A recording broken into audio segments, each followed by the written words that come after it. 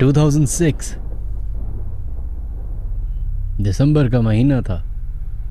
इस्लामाबाद के कॉमसर्ट यूनिवर्सिटी में चंद स्टूडेंट्स कुछ एक एक्सक्लूसिव प्रोग्राम के सिलसिले में एडमिशन लेते हैं।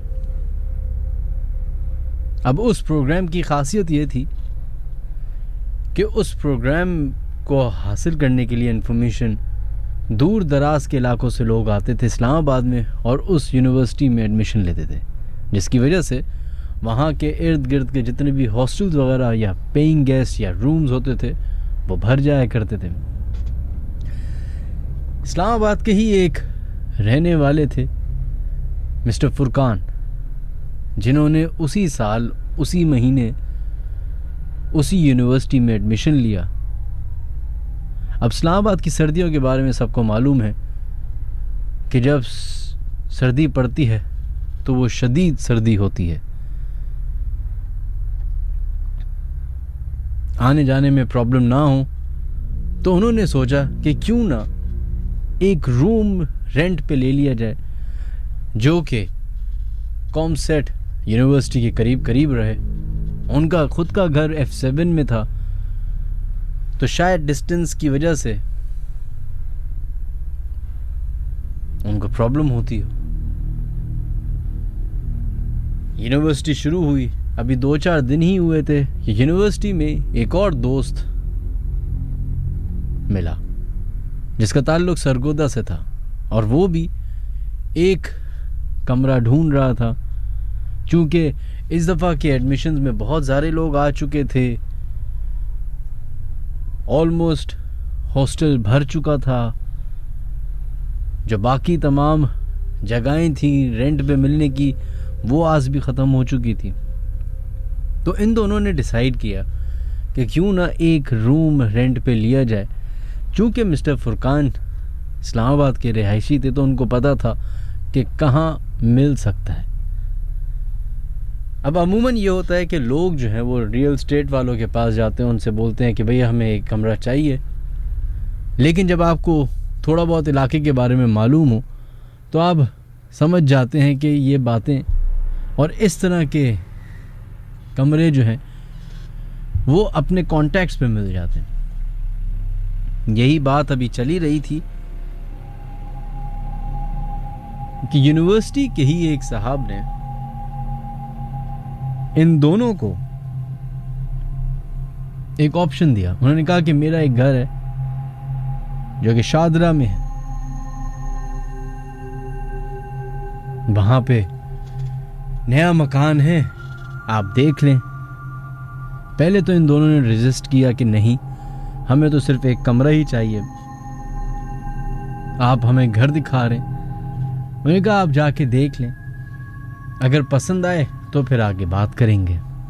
ये लोग चले गए, इन्होंने जाके चेक किया, नया घर बना हुआ, ग्राउंड +1,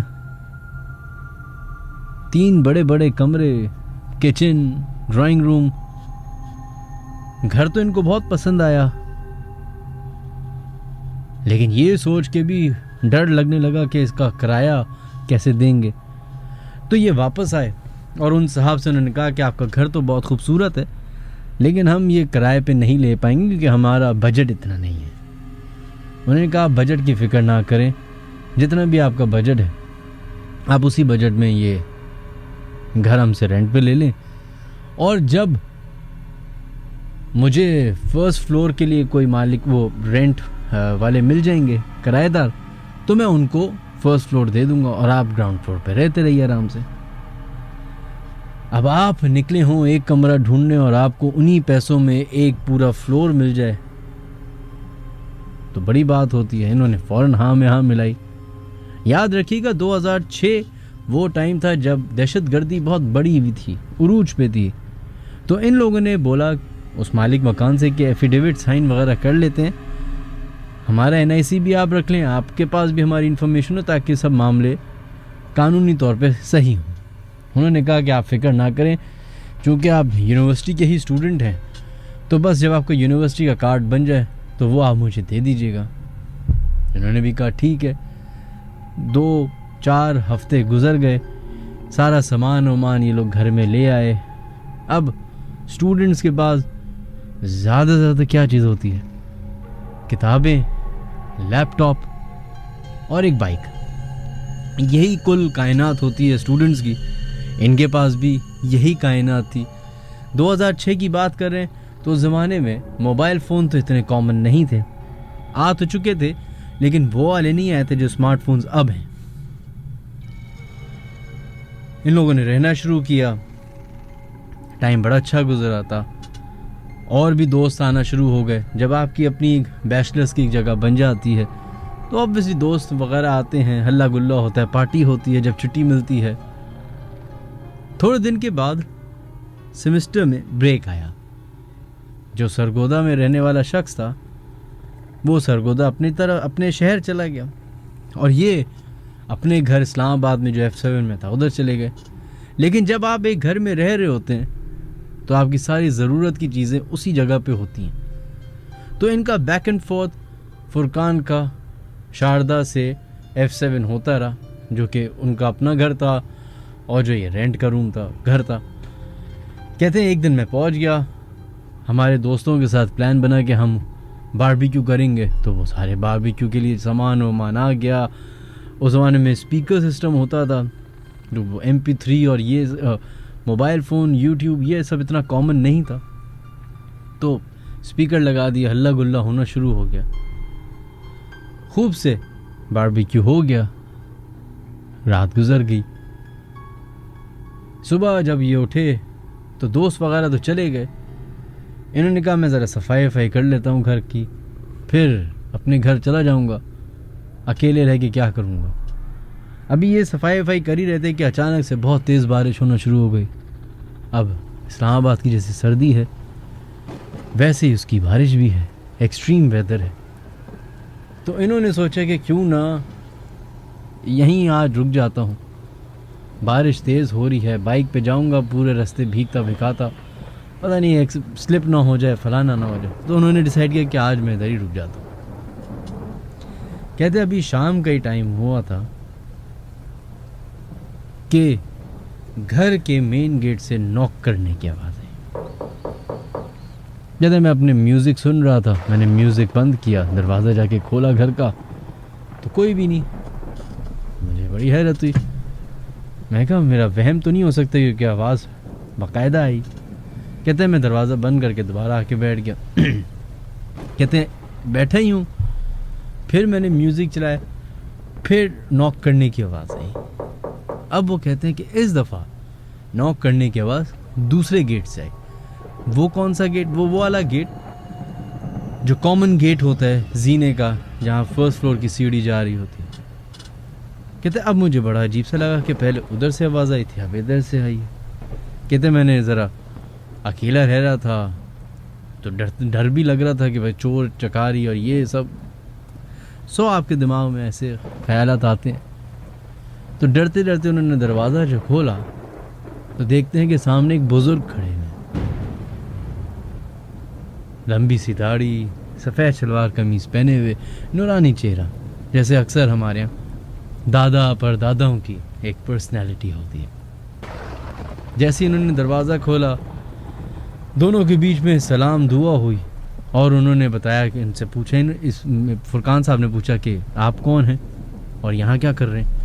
कहते हैं आपको शायद बताया नहीं होगा कि हम ऊपर किराए पे अभी आए, आज ही आए और आपके बस सलाम दुआ करने आए थे और आपको इनवाइट करने आए हैं। कहते हैं इनवाइट करने आए हैं और आप कब आए मुझे पता भी नहीं चला। कह रहे बस अभी हम आ रहे हैं तो मैंने सोचा कि आपसे भी सलाम दुआ कर लूँ। कहते हैं अच्छा। कहते हैं आप आज रात को हमारे घर इनवाइटेड हैं। ये कहते हैं क्यों, खैरियत अंकल? कहते हैं मेरी बेटी का निकाह है। कहते हैं ज़बरदस्त। कहते हैं अच्छा आप मुझे बता दीजिए कि कितने बजे आएँ। उन्होंने कहा 11 बजे ठीक आ जाएगा। ये ज़रा परेशान हुए कि इस्लामाबाद में रहने वाले लोगों को अंदाज़ा है कि 11 बजे तो हॉल बंद हो जाते हैं। अब तो फिर भी थोड़ी रौनक होने लगी, पहले तो शहर बंद हो जाया करता था। तो मैंने कहा जी क्योंकि हमारे पास टाइम की कमी है, 10-15 दिन के लिए हमने ये घर लिया है, मुसाफिर हैं, सिर्फ निकाह करेंगे और जल्दी जल्दी ये सारी चीज़ें हो रही हैं, आप आइएगा, हल्ला गुल्ला होगा, मज़ा आएगा, आपको अच्छा भी लगेगा। होएगा चले ठीक है, मैं 11 बजे ऊपर आ जाऊँगा। इन्होंने दरवाज़ा बंद किया, वो साहब ऊपर चले गए, ये कमरे के अंदर आ गए। इनको बड़ी खुशी हुई कि चलो यार, एक स्टूडेंट जो होता है उसको जब फ्री फूड मिलता है और इनविटेशन मिलती है तो वो बहुत खुश हो जाते हैं। इनको भी बड़ा खुशी फील हुई कि चलो यार मैं बोर नहीं होऊंगा, मैं चलो ऊपर चला जाऊंगा, खाना मिल जाएगा। अभी कहते हैं कि जैसे ही मगरिब ख़त्म हुई है तो मुझे ऊपर के घर से जो ना ज़रा खटपट की आवाज़ें आना शुरू हुई। ऐसा लग रहा है कि जैसे रौनक हो रही है, हल्के हल्के से ढोल बजने की आवाज़ आ रही, थोड़ी देर के बाद फूलों की पत्तियों की खुशबू आ रही, लोगों की बातें करने की आवाज़ आ रही, ऐसे जैसे रौनक होती है जैसे शादी का घर होता है। कहते मैं ज़रा नीचे अपने कारपोर्च में गया देखने के लिए कि कितने लोग आ गए, इतना शोर होना शुरू हो गया। तो कहते मैं ऊपर बैल्कनी की तरफ देखा तो लाइटें वाइटें सारे घर की जली हुई, आवाज़ें भी आ रही, लेकिन कोई नज़र नहीं आ रहा। हाँ ये समझे कि शायद अंदर होंगे। इन्होंने मेन घर का जो मेन गेट होता है, गैराज का जो मेन गेट होता है, वो खोल के चेक किया तो बड़ी हैरानगी हुई। कहते हैं गली में एक गाड़ी नहीं खड़ी हुई। क्या समझ नहीं आया मुझे कि ये क्या है। खैर वहम समझ के इग्नोर किया, तैयार हुए और ठीक 10:30 पौने 11 बजे वो ऊपर चले गए। कहते हैं मैं घर में दाखिल हुआ हूँ तो देखकर ही मेरे आंखों में रोशनी आ गई कि बहुत लंबी सी एक महफिल जमी भी है और लाउंज एरिया में लोग बैठे हुए हैं और स्क्वायर में कुर्सियां बिछी हुई हैं। कहते मैं जाके एंटर हुआ हूँ, जितने भी तमाम लोग मौजूद थे सबसे हाथ मिलाया, सलाम दुआ की, सबने मुझसे हाथ मिलाया और सबने गर्दनें हिलाई, किसी ने कुछ बोला नहीं मुझे। कहते हैं कि मैं बैठ गया जाके कोने पे ही। अब कह रहे हैं कि मैं देख रहा हूँ कि लाउंज में लोग बैठे हुए हैं, बातें हल्की फुल्की हो रही हैं और आँख के दूसरे कोने से जो कमरा था उधर से आवाज़ें आ रही हैं ढोल बजने की, ऐसे जैसे कि लड़कियाँ ख़वातीन उस कमरे में बैठ के गाने बजा रही हैं। कहते हैं अब ज़रा शर्म भी आती है कि आँख उठा के अब ऐसी, एक तो बिल्कुल ही स्ट्रेंजर और आप आँख उठा के देखना शुरू कर दें तो वो लोग भी अजीब समझते हैं। कहते हैं ये 1-1.5 घंटे तक चलता रहा। अब कह रहे हैं कि मुझे भूख लगना शुरू हो गई, 12 साढ़े 12 बजे का टाइम हो गया। मैं उन अंकल को ढूंढूं, वो अंकल ना मिले। कहते हैं मैंने फिर थोड़ा सा इंतज़ार किया, चलो थोड़ा सा इंतज़ार कर लेता हूँ, हो सकता है अंकल बिज़ी हों, आ जाएं, अभी आएंगे तो आई एम श्योर खाने वाने का इंतज़ाम तो होगा, इतने सारे लोग हैं, ऐसा सजा हुआ है। कहते रात के 1 बज गए, कोई नाम निशान नहीं खाने का, ना वो अंकल मुझे नज़र आ रहे और मुझे भूख के मारे मेरा दम निकल रहा। कहते हैं मैंने फिर यही डिसाइड किया कि यार पता नहीं ये लोग अब खाना कब दें भी कि नहीं दें, इससे बेहतर है मैं नीचे अपने घर ही चला जाता हूँ, जो बचा कुचा खाना है वही खा लेता हूँ। कहते हैं मैं उठा, सबको मैंने खुदा हाफिज़ किया, दोबारा से कहते वही हुआ, सबसे मैंने हाथ मिलाया, सब ने हाथ मिलाया। कहते हैं लेकिन किसी ने मुझे जवाब नहीं दिया कि खुदा हाफिज़, अल्लाह हाफिज़। कहते हैं हालांकि मेरे सामने जो अंकल बैठे हुए थे उनकी बहुत कहते हैं कि बारीक सी दाढ़ी थी, टोपी पहने हुए थे और तकरीबन सारे ही लोग जो थे वो मिडिल एज या 50+ थे। कहते हैं मैं सबको सलाम करके और उनमें से जो सामने अंकल बैठे हुए थे उनको ये बोल के कि जब वो अंकल आएँ जिनकी बेटी की ये निकाह हो रहा है, उनको आप मेरी तरफ से सलाम कहिएगा और बोल दीजिएगा कि मैं आया था, उनका इंतज़ार किया लेकिन वो आए नहीं तो मैं नीचे चला गया। उन्होंने अपनी गर्दन हिलाई, ये कह के मुड़े और अपने नीचे ग्राउंड फ्लोर पे आ गए और अपने घर में गए। उन्होंने कपड़े वपड़े चेंज किए, खाना निकाला, गरम किया, कमरे में गए, लैपटॉप ऑन किया, म्यूज़िक लगाया, खाना खाते खाते अभी कह रहे हैं कि मैं खाना खा रहा हूँ और मैं हैरान हो रहा हूँ कि ये कैसी दावत थी कि खाना नहीं था। मैं तो खाने के लिए गया था और वो अंकल भी नहीं मिले। ये कौन अंकल थे, कहाँ है वो, क्या है? और कह रहे हैं कि मुझे आवाज़ें आ रही हैं हल्के हल्के लोगों के हंसने की, मुस्कुराने की, जैसे शादी ब्याह में होता है। कहते हैं मैं अपना खाना वाना खाया, थोड़ा बहुत होमवर्क वगैरह जो भी यूनिवर्सिटी का था वो करते कराते मुझे नींद आ गई, मैं सो गया। सुबह जब मेरी आँख खुली तो कहते हैं मुझे नाश्ता वाश्ता करने के बाद मैंने सोचा कि चलो ऊपर नए किराएदार आए हैं, ज़रा पूछ लेता हूँ जाके कि कोई काम काज की तो ज़रूरत नहीं है, किसी हेल्प की तो ज़रूरत नहीं है। तो कहते हैं मैं अपने कमरे से निकला हूँ और उस गेट पे गया हूँ जहाँ से फर्स्ट फ्लोर का रास्ता जाता है, जीने वाला जो छोटा सा गेट था। कहते हैं मैं देख के अजीब हुआ, मैंने कहा ये दरवाजे पे ताला लगा हुआ है। कहते हैं मुझे अच्छी तरीके से याद है कि मैं घर में आया था, मैंने दरवाज़ा सिर्फ कुंडी लॉक की थी, ताला तो लगाया नहीं था। कहते हैं मुझे अजीब सा लगा। कहते हो सकता है मैंने लगा दिया हो ताला, मुझे याद ना हो। तो वो लाउंज वाले गेट जो पोर्च की तरफ खुलता है उधर से निकले और जो पीछे के रास्ते से गए तो उन्होंने उस दरवाजे की तरफ देखा जो फर्स्ट फ्लोर की तरफ बाहर वाला दरवाज़ा होता है। तो वहाँ पे भी देख के हैरान हो गई। कहते वहाँ पे भी ताला लगा हुआ। अब कहते हैं मैंने कहा हो सकता है शादी ब्याह का माहौल है, चले गए हो लॉक पॉक करके। लेकिन कह रहे मुझे परेशानी हो रही थी कि वो ऐसा कैसे हो सकता है कि चले गए और फलाना। कहते मैंने पीछे पलट के ऊपर बैल्कनी की तरफ देखा तो वैसे ही हुआ बिल्कुल जैसे 2-4 दिन पहले था, ना कोई शोर ना कोई शराबा। कहते मुझे थोड़ा बहुत डर लगना शुरू हुआ। वो कहते हैं कि क्योंकि हालात ऐसे चल रहे थे इस्लामाबाद के ज़माने में, पता नहीं मैं किससे मिला हूँ, किसके साथ मैंने टाइम स्पेंड किया है, ये लोग सही थे भी कि नहीं, दहशतगर्द ना हो। तो इसने अपने सरगोदा वाले दोस्त को कॉल की, सरगोदा वाले दोस्त को बताया। तो वो कहता है कि भाई तुम बेहतर है कि उस मालिक मकान के पास जाओ और उनसे बात करो, उनको बोलो कि ये कौन शख्स है जो आए थे, उनसे जाके पता करो। कहते ठीक है। बाइक निकाल के वो चले गए उन साहब के पास यूनिवर्सिटी में। कहते हैं मैं उनसे मिला, उनको मैंने जाके बोला कि अंकल आपने अगर किसी को बुलाया था या फर्स्ट फ्लोर आपने रेंट पे दिए तो एटलीस्ट मुझे तो बता दें ताकि मैं मेंटली प्रिपेयर्ड हो जाऊं। अचानक से आपने एक बंदा आ गया नॉक करके दरवाज़ा और मैं भी घबरा गया। तो कहते हैं आप क्या बात कर रहे हैं? कहते हैं हाँ मतलब एक अंकल आए रात को दोपहर के शाम के टाइम पे और दरवाज़ा नॉक किया। उन्होंने कहा कि हम फर्स्ट फ्लोर पे नए किराएदार आए और इस तरह उन्होंने मुझे इनवाइट किया शादी के लिए। उनकी बेटी की शादी थी, कहते हैं ऊपर आ जाएगा 11 बजे। मैं कह रहे मैं ऊपर चला गया 11 बजे और वहाँ पे लोग बैठे हुए थे, शोर शराबा, मेहंदी हो रही थी, ऐसा लग रहा था ढोल ढाका हो रहा है।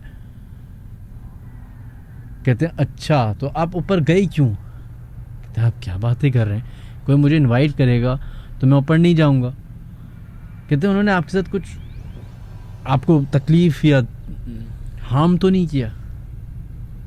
कहते नहीं ऐसा कुछ नहीं हुआ, वो तो बल्कि मुझे वो साहब ही नहीं मिले जिन्होंने मुझे इनवाइट किया था। तो वो जो मालिक मकान तो कहते हैं शुक्र करें। अब इसको बात समझ ही ना आया अभी तक। कहते क्या मतलब शुक्र करें, कौन थे ये लोग और आपने ऐसे कैसे दे दिया? कहते हैं हमने नहीं दिया, ना ही वहाँ पे कोई रेंट पे आया था। कहते हैं फिर? कहते हैं साल में महीनों में कभी कभार ऐसा होता है, एक फैमिली आती है, शोर शराबा होता है, शादी होती है और फिर नेक्स्ट डे फजर होने से पहले पहले वहाँ से लोग चले जाते हैं। कहते ये कैसे लोग हैं? कहते हुआ ये कि जब ये नया नया घर बना और जिन्होंने ये घर बनाया था उनके बेटा जो था वो इंग्लैंड में रहता था और उनकी एक बेटी थी। उस बेटी की शादी थी और इनको बारात लेके कश्मीर जाना था। कहते हैं यहाँ से सारे तमाम लोग बस में बैठ के बारात लेके कश्मीर गए और कश्मीर के रास्ते में ही उनकी बस का एक्सीडेंट हुआ। वो पूरी की पूरी बस खाई में गिर गई। वो दिन है और आज तक का दिन है। साल में एक दफ़ा ये पूरी फैमिली इसी तरह दोबारा आती है। उसी घर में दोबारा से शोर शराबा होता है। वैसे ही पूरा वक्त रिवाइंड किया जाता है और इसी तरीके से ये लोग फिर फजर के टाइम पे चले जाते हैं। ये सुनना था फुरकान का और उसके हाथ पैर फूल गए कि आप ये बोल रहे हैं कि मैं जिन्नात के साथ बैठा हुआ था। कहते इसी वजह से हमने आपको ये रेंट भी दिया था सस्ते में और ये फलाना। खैर, ये बात सुनने के बाद उन्होंने उस मालिक मकान को किया खैर बाद, उस दोस्त को भी कॉल की, उसको सारा माजरा बताया और इन्होंने फिर यही डिसाइड किया कि इस जगह को जितना जल्दी हो सके छोड़ दिया जाए और फिर एक नई जगह की तलाश में निकला जाए।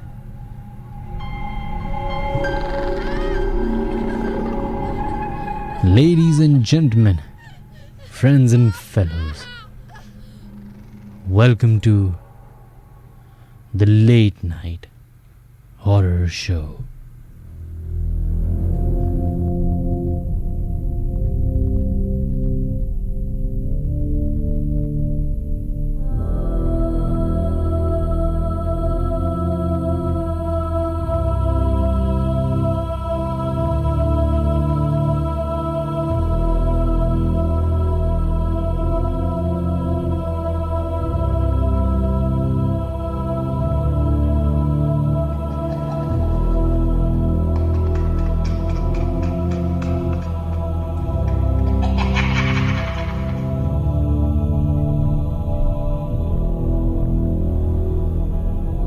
Welcome to the late night horror show ladies and gentleman. मेरा नाम है मिनहाज अली अस्करी। तमाम सुनने वालों को अस्सलाम वालेकुम। ये जो वाक़या भी हमने आपको बताया 2006 दिसंबर इस्लामाबाद का, यह हमें भेजा था मिस्टर फुरकान ने। बहुत बहुत शुक्रिया फुरकान साहब। अब आप एक सेकंड के लिए सोचिए कि अगर आपके साथ इस तरह का वाक़या पेश आए तो फिर क्या आपके लिए ये अनयूजुअल हो जाएगा या यूजुअल होगा या बड़ी नॉर्मल सी बात होगी? I don't think so. ये जिस मखलूक, जिस भी एनर्जी की हम बात कर रहे हैं अपने शो में, हम उसको जिन्नात कहते हैं, कोई गोस्ट कहता है, कोई स्पिरिट कहता है, कोई डीमन कहता है, कोई ईविल कहता है, कोई XYZ, अलग अलग नाम है। लेकिन हैरत की बात यह भी है कि जितने भी मज़ाहिब अभी मौजूद हैं या पहले के थे, उन सब में, यहाँ तक के मज़ाहिब को और सिविलाइजेशंस भी जितने, उन सब में इस मखलूक के बारे में जिक्र ज़रूर है।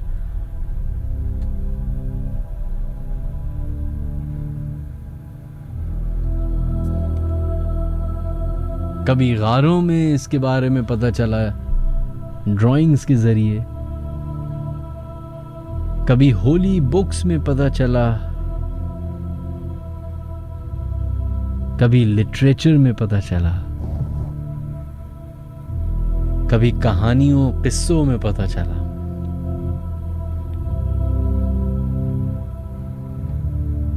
लेकिन ये बात तो आई थिंक मेजॉरिटी एक्सेप्ट करेगी कि ये मखलूक एग्जिस्ट करती है। वेल, हमारे शो में शामिल होने के 5-6 तरीके हैं जो मैं जल्दी से बता देता हूँ। आप लोग हमें ईमेल कर सकते हैं अपने वाक़यात official.minhajaliaskari@gmail.com पे। अगर आपके साथ कोई ऐसा इनकाउंटर हुआ है, पैरानॉर्मल एक्टिविटी हुई है, जिन्नात का सामना हुआ है, या फिर आप कोई ऐसी जगह के बारे में जानते हैं जो कि हॉन्टेड है, तो आप हमें ईमेल कर सकते हैं। इसके अलावा वो तमाम लोग जो हमारा प्रोग्राम सुन रहे हैं और अपनी हाज़िरी लगाना चाहते हैं, बताना चाहते हैं कि आप हमारा प्रोग्राम सुन रहे हैं, तो अपना मोबाइल के क्रिएट मैसेज में जाएं, लिखें KHI स्पेस दीजिए, अपना नाम लिखिए और अपना SMS भेज दें 6278 पे। इसके अलावा अगर आप लोग हमें कॉल करना चाहते हैं तो हमें कॉल कर सकते हैं 021-3432-6675 या फिर 021-3432-6676 पे। इसके अलावा सबसे इम्पोर्टेंट और सबसे वाइटल हमारा YouTube चैनल है, उसको सब्सक्राइब कीजिए www.youtube.com/Minhaj Ali Askari। वहाँ पे एक तो लेट नाइट हॉरर शो के तमाम एपिसोड्स भी मौजूद हैं, साथ साथ YouTube एक्सक्लूसिव कंटेंट भी मौजूद है और भी बहुत सारा कंटेंट है जो हम हर वीक अपलोड करते रहते हैं, तो इसलिए आपको वो चैनल सब्सक्राइब करना चाहिए।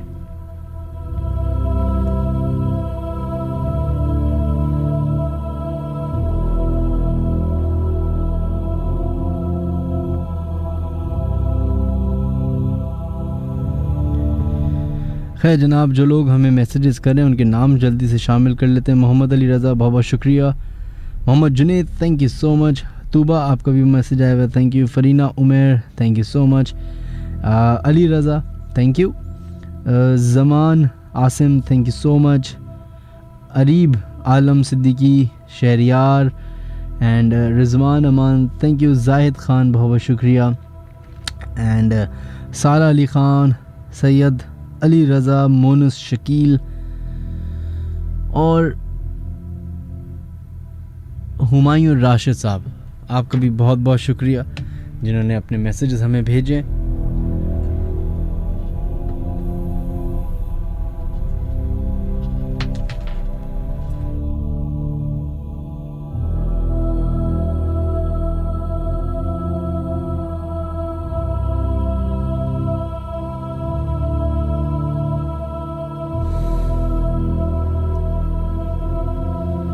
चलें जनाब, बढ़ते हैं अपनी फर्स्ट ईमेल की तरफ जो कि हमें भेजी है official.minhajaliaskari@gmail.com पे। कुछ साल पहले मैं मलेशिया गई थी पढ़ाई की खातिर,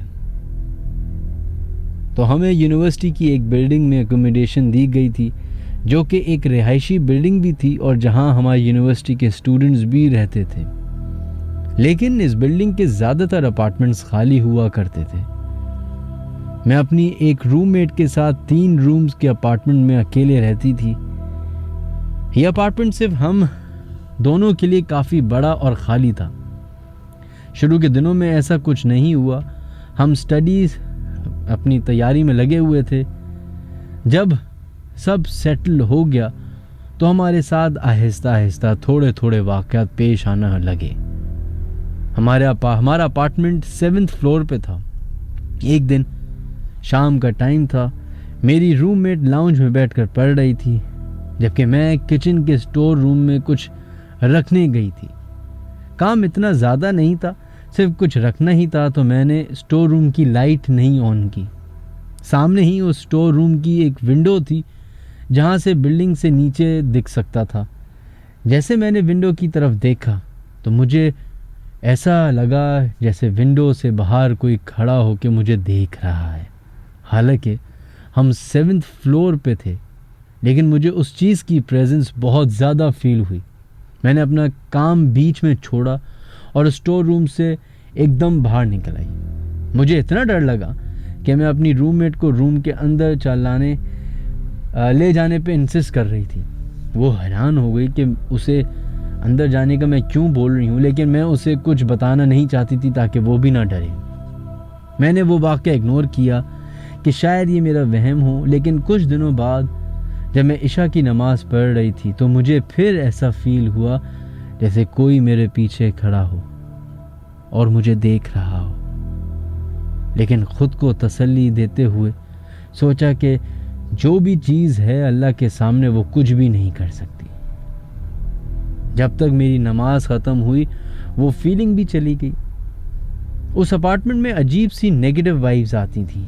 जब हम यूनिवर्सिटी से फ्री होके जाते थे उस अपार्टमेंट में जाने का दिल नहीं करता था। एक दिन दोपहर के टाइम मैंने सोने का इरादा किया, जबकि मेरी रूममेट को किसी काम से घर से बाहर जाना था। घर में मैं अकेली थी और थकी हुई थी। मैं बेड पे लेटी कि मुझे ऐसा हुआ जैसे मेरे पाँव पे किसी ने 4 बार टैप किया हो। अगेन लॉजिकल सोचा मैंने कि शायद ये मेरा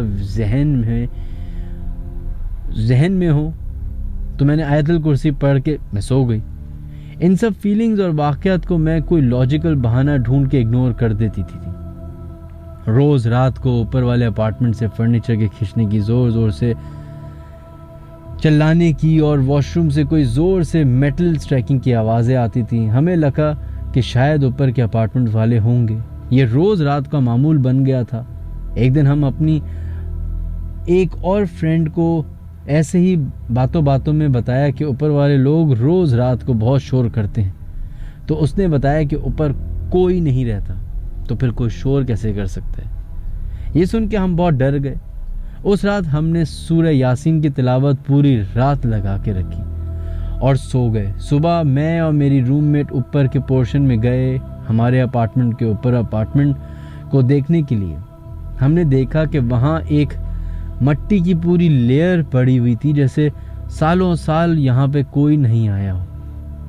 वो हमारे लिए एक हैरानकुन बात थी, क्योंकि रोज़ रात को उसी अपार्टमेंट से आवाज़ें आती थी। एक दिन जब हम यूनिवर्सिटी से घर पहुँचे तो लाइट बंद थी।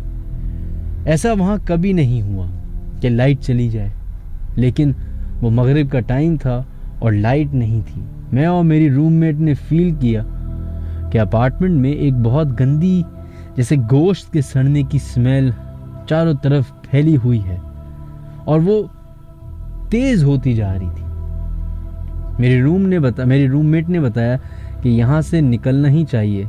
शायद ये अच्छे साइन नहीं है, क्योंकि बुरे जिनों की गंदी स्मेल होती है और वो यही है। वो थोड़ा बहुत ही इन मखलूक के बारे में जानती थी। हम निकले और तकरीबन 3-4 घंटे अपनी फ्रेंड के घर में रहे। जब वापस गए तब तक लाइट भी आ चुकी थी और स्मेल भी ख़त्म हो चुकी थी। हमने अपार्टमेंट चेंज करने का सोचा, लेकिन इतनी जल्दी ऐसा कुछ अरेंज नहीं हो सकता था। हमें उसी अपार्टमेंट में रहना पड़ रहा था। एक दिन मैं बाहर गई जब मेरी रूममेट घर में अकेली थी और सो रही थी। तकरीबन मगरिब का टाइम था। मैं जैसे ही घर पहुंची, दरवाज़ा खोला तो देखा कि मेरी रूममेट डरी हुई है और वो मुझे देख के बहुत खुश हुई है। मैंने पूछा कि क्या हुआ, तो कहने लगी कि वो सो रही थी और किसी ने उसका नाम लेके उसे जगाया, लेकिन घर में तो कोई नहीं था और मैं उसी टाइम घर की तरफ जा रही थी। बाद में हमें पता चला कि वो पूरी बिल्डिंग में ही इस तरह के वाक़यात होते रहते हैं, इसीलिए ज़्यादातर लोग वहाँ पे नहीं रह पाते। हमने भी थोड़ी देर के बाद वो अपार्टमेंट छोड़ ही दिया।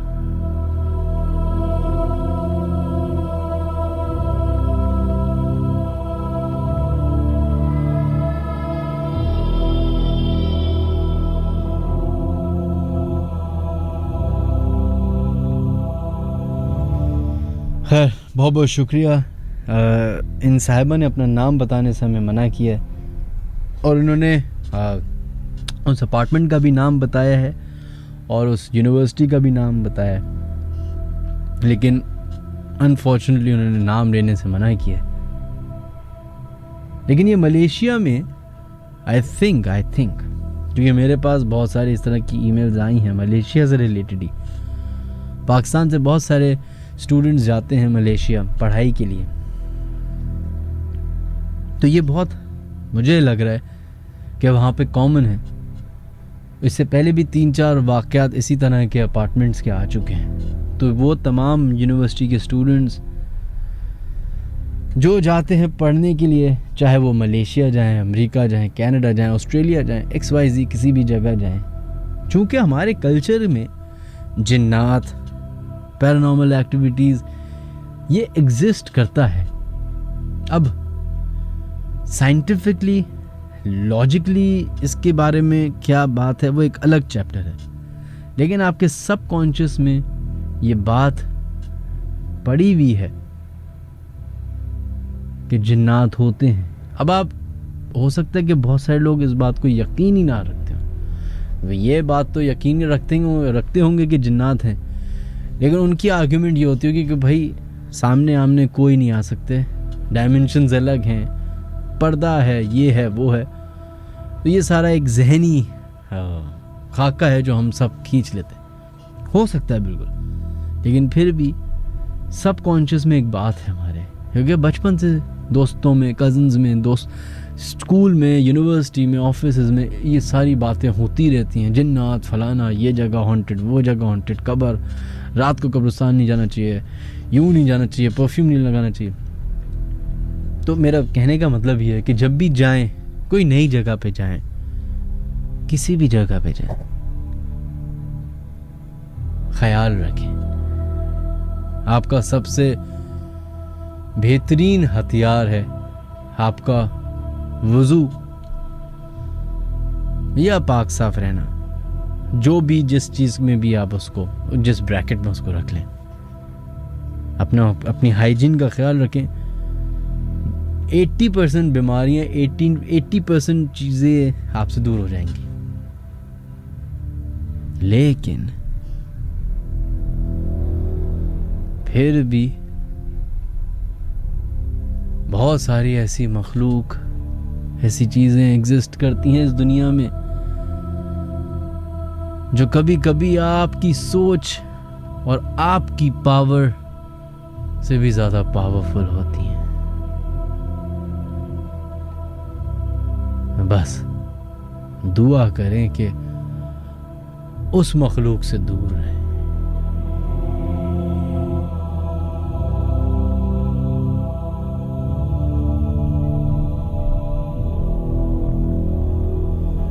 खैर जनाब, हमारी टेलीफोन लाइंस भी खुल चुकी हैं 02134326675 या फिर 02134326676।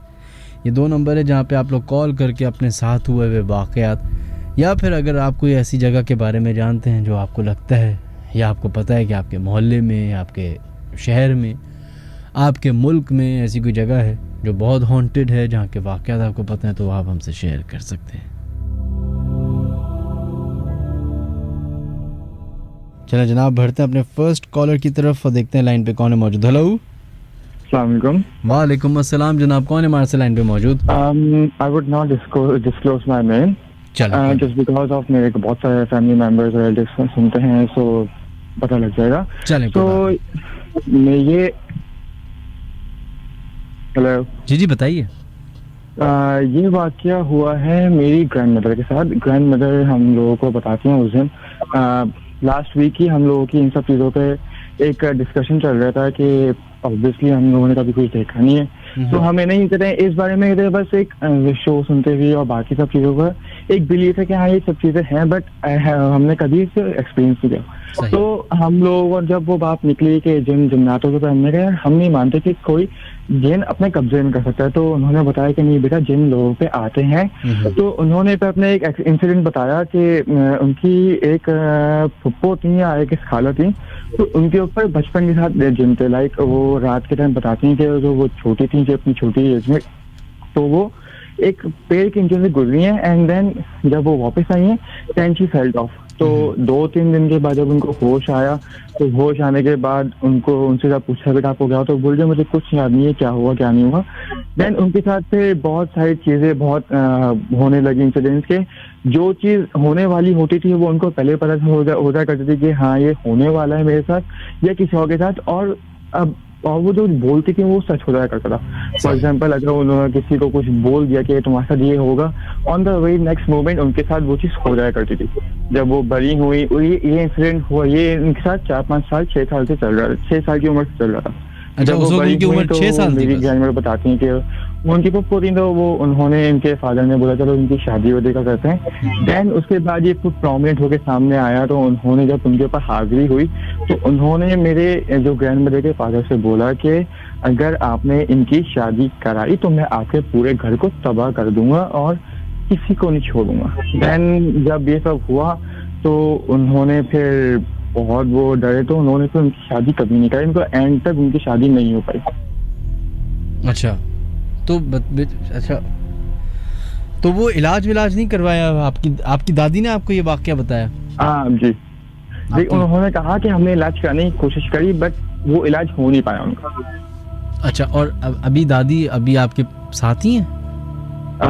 दादी तो मेरे अभी साथ नहीं है, just because she lives in another place. अच्छा। तो उन्होंने ये बताया था हम लोगों को। अच्छा, और आपने कभी उनको देखा? आपकी तो ये छोटी दादी हो गई ना? काइंड ऑफ, क्योंकि वो मेरी दादी की पप्पू थी, तो ऑब्वियसली उनकी अच्छा। मेरी जो दादी हैं तो आपकी मुलाकात नहीं वो हुई? 90s में है, तो मतलब 90s में तो ऑब्वियसली तो उनकी दादी नहीं है। अच्छा अच्छा, चलें, बहुत बहुत शुक्रिया आपका, थैंक यू। Thank you. अपना ख्याल रखिएगा, अल्लाह हाफिज़। चलो जनाब, ये एक हमारे कॉलर थे जिन्होंने अपने फैमिली का एक वाक़या बताया, और ये वाक़या इतना कॉमन, अगर मैं बोलूँगा तो बुरा तो नहीं लगेगा, खैर बहुत कॉमन है ये वाक़या इस तरह का कि कोई जिन जो है वो किसी पे आशिक हो गया और फिर उसने उसकी शादी नहीं होने दी, और फिर फलाना ढिमकाना। एक दफ़ा मुझे याद है, शुरू के टाइम था जब मैंने लेट नाइट हॉरर शो शुरू किया था और दूसरे स्टेशन पे था, तो एक साहिबा की कॉल आई मेरे पास। अब ये मुझे तो काफ़ी वाक़या मैं बता रहा हूँ, लेकिन मुझे उस वक्त जब वो बता रही थी तो मुझे काफ़ी हंसी आ रही थी, और मैं तो अजीब सा हो गया था कि ये कैसे हो सकता है, मतलब कैसे। कहती हैं कि मेरे भाई जो थे वो बड़े हसीन और जमील इंसान थे, और उस ज़माने में लोग छतों पे सोया करते थे, तो कहते हैं मेरे भाई जो हैं वो छत पे सोते थे आराम से। तो कहते हैं कि एक दिन हम लोग उठे तो भाई गायब। कहते हमें लगा कि शायद काम पे चले गए। कहते 2, 4, 5, 6 दिन हो गए, भाई ना आ रहे ना जा रहे, नजर नहीं आ रहे, कुछ नहीं, पता नहीं चल रहा। तो कहते हमें परेशानी हो गई, तो मोहल्ले में ज़रा बात फैलाई की गई, भाई उनको देखा है, क्या हुआ। तो सामने एक घर में एक फैमिली रहती थी, वो कहते हैं कि हमने देखा है, और जो हमने देखा है वह हम अगर आपको बताएं तो आपको यकीन नहीं आएगा। कहते हैं क्या देख लिया आपने, और ऐसा क्या था। अब वो फैमिली समझ रही कि पता नहीं कुछ अजीब सी चीज़ देख ली होगी, शिकायत कर रहे होंगे क्या फलाना। कहते हैं आपके भाई सो रहे थे छत पे, के ऊपर से जिन्नात गुजर रहे थे। जिन्नात ने इनको देखा, और वो जिन्नात फीमेल वर्जन थे। उन्होंने देखा कि बहुत खूबसूरत सा जो नौजवान सो रहा है, तो चारपाई उठा के ले गए। और भाई तो उसके बाद से फिर वो कहती हैं कि भाई को गायब हुए हुए 10 साल हो चुके हैं। अब ये बात मुझे समझ नहीं आई, मुझे बड़ी हंसी भी आई कि ये कैसे हो सकता है। मतलब ब्रैड पिट को नहीं कभी जिन ने उठाया, टॉम क्रूज को कभी नहीं उठाया, फवाद खान को नहीं उठाया। मतलब मैं ऐसी खूबसूरती की, खूबसूरत तो कोई भी हो सकता है, ये टॉम क्रूज और ब्रैड पिट और फवाद खान और फलाना ढमकाना यही नहीं है सिर्फ। लेकिन मेरा एक वो सवाल था कि वो जिन्नात जा रहे थे और उन्होंने देखा, अरे खूबसूरत लड़का, उठा लो, उठा के ले गए। मतलब भाई ये जिन्नात ही थे ना, कोई और तो नहीं था। कराची में अक्सर ऐसा हुआ है कि लोग गायब हो गए। तो उस वक्त मुझे बड़ी हंसी आई थी, लेकिन अब मैंने इतने सालों में ऐसे ऐसे वाक़यात सुने, और चले ये तो मैं कह दूं कि शायद बना बनाया वाक़या था, किसी ने ऐसी एक चुटकुला छोड़ दिया। लेकिन जो वाक़यात मैंने सुने हैं अपने बड़े बुजुर्गों से, जो क्यों झूठ बोलेंगे फजूल का। वो सुन के मुझे और हैरत हुई कि अगर कुछ लोग इस बातों पे यकीन नहीं करते तो उनकी भी लॉजिकल साइड बिल्कुल दुरुस्त है उनके हिसाब से।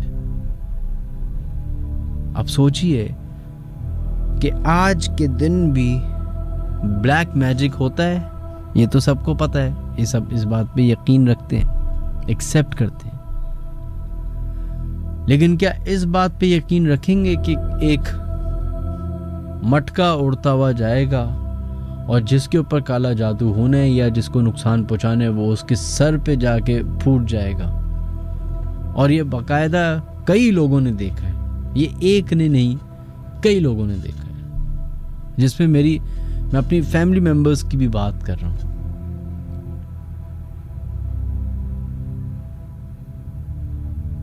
अब ये भी सुन के हंसी आती है, लेकिन आज भी होता है।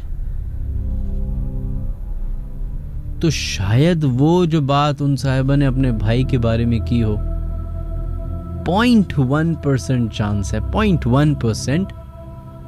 मैं तो कह रहा हूं 99.9% वो फेक बात है, लेकिन फिर भी 0.1% चांस है कि वो बात सही हो।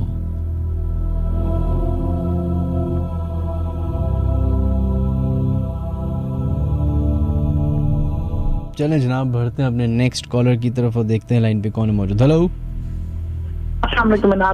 वालेकुम अस्सलाम जनाब, कौन है हमारे से लाइन पे मौजूद? सर मैं जुल्करनैन बात कर रहा हूँ मुल्तान से। जुल्करनैन मुल्तान से, कैसे हम जुल्करनैन? अल्लाह के करम सर, आपकी दुआएं हैं। मुल्तान तो कहा जाता है कि मज़ारों का शहर है जी बिल्कुल सर, है ना? तो बताइए वहाँ पे आपके साथ, वहाँ पे मुल्तान में कोई ऐसी जगह मौजूद है जहाँ जिसके बारे में आप जानते हो कि शॉर्ट कंफर्म के यार यहाँ पे तो जिन्नात हैं? सर ऐसी जगहों के बारे में तो नहीं पता, लेकिन मेरे रिलेटिव हैं फिर सर, उनके साथ एक वाकया पेश आया है। अच्छा बताइए। सर वो एक हॉस्पिटल में काम करती थी, तो उनकी मतलब जो हॉस्पिटल में जो थे डॉक्टर, उनकी वाइफ थी, उनके साथ उनकी काफी दोस्ती थी। सही। तो बताती हैं कि लेकिन वो छत पे गई तो उनके छत पे मतलब कोई गमले वगैरह रखे हुए थे। तो साहिबा कहती हैं तो तुम छत पे आई हो तो ऐसा करो, छत पे थोड़ा गंद पड़ा है, मतलब तुम थोड़ी सी सफाई कर दो। सही। तो वो कहती है मैं सफाई करने लगी हूँ तो मैंने देखा है कि जैसे होते हैं ना दीवार के बीच में लोग अक्सर टैंकियां रखी होती हैं। सही। तो एक टैंकी रखी हुई थी, तो कहती है मैं देख रही हूँ कि टैंकी के नीचे से दीवार है, तो एक साइड पे बच्चे निकल के वो अजीब से गंदे मैले बच्चे वो देख रहे हैं। और मुझे देख के कंटिन्यूअसली बार बार हंसे जा रहे हैं, थोड़ी देर हंसते हैं फिर गायब हो जाते हैं, फिर हंसते हैं फिर गायब हो जाते हैं। सही। तो कहती है तकरीबन कंटिन्यूअसली 10 से 15 मिनट तक ये चलता रहा सिलसिला। तो फिर वो मुझे बताती हैं कि ऐसा हुआ है कि मेरे साथ से शायद एक और हॉस्पिटल था साथ में, मैंने कहा शायद इसी हॉस्पिटल में जो है ना इसी गेट से मतलब बच्चे आ रहे हैं, तो शायद इसलिए हंस रहे हैं। मैंने इस बात पे ध्यान नहीं दिया। सही। और उसी वाकये में वो स्लिप भी हो गए हैं, बहुत ज्यादा उनको चोट भी लगी है। अच्छा, तो पता चला कि वो कौन, क्या छत पे क्या कोई जिन्नात का असर था या साया था, क्या था? सर मैं आगे ये मैं करना चाह रहा हूँ कि जब वो सोच रही थी ना कि ये शायद हो सकता है उसके हॉस्पिटल से बच्चे निकल के आ रहे हो, वो इसलिए हंस रहे हो। तो सर जब वो नीचे उतरी हैं तो बाद में जब उन्होंने देखा है, जब वो घर जाने लगी तो उन्होंने देखा है तो वो हॉस्पिटल बंद पड़ा हुआ था। अच्छा, हॉस्पिटल बंद था? जी। तो फिर वो बच्चे कहाँ से आए? सर यही बात मैं खुद ही सोच रहा हूँ, मैं आपको ये वाकया शेयर कर रहा हूँ। मैं कसम से, खुदा की कसम सर, बहुत ज्यादा काम था, मुझे बहुत डर लगता है। चलें, बहुत बहुत शुक्रिया आपका, अपना ख्याल रखिएगा। अब बढ़ते हैं अपने ऑडियो नोट की तरफ। आज के 2 मेरे पास ऑडियो नोट्स हैं, बहुत ही इंटरेस्टिंग ऑडियो नोट्स हैं। पहला है जरार हैं, जिन्होंने अपने साथ हुआ एक वाक़या हमें सुनाया है। आइए सुनते हैं कि क्या है वो वाक़या जो वो हमसे शेयर करना चाह रहे हैं।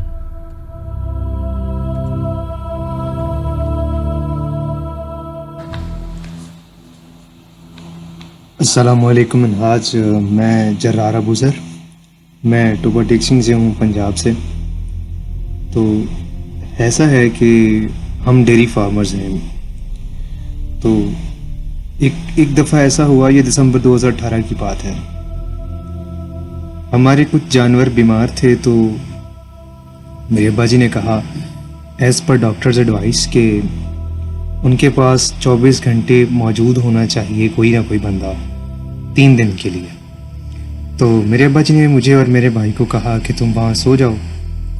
तो हम वहाँ चले गए रात को सोने के लिए। तो वो नॉर्मल जानवरों के पास सो गया जो कि सही थे, और मैं सो गया वो उनके पास जो बीमार थे। वो एक बरामदा था। हमारे पास ना कुत्ते हैं 3। तो वो डॉबरमैन है, और वो बहुत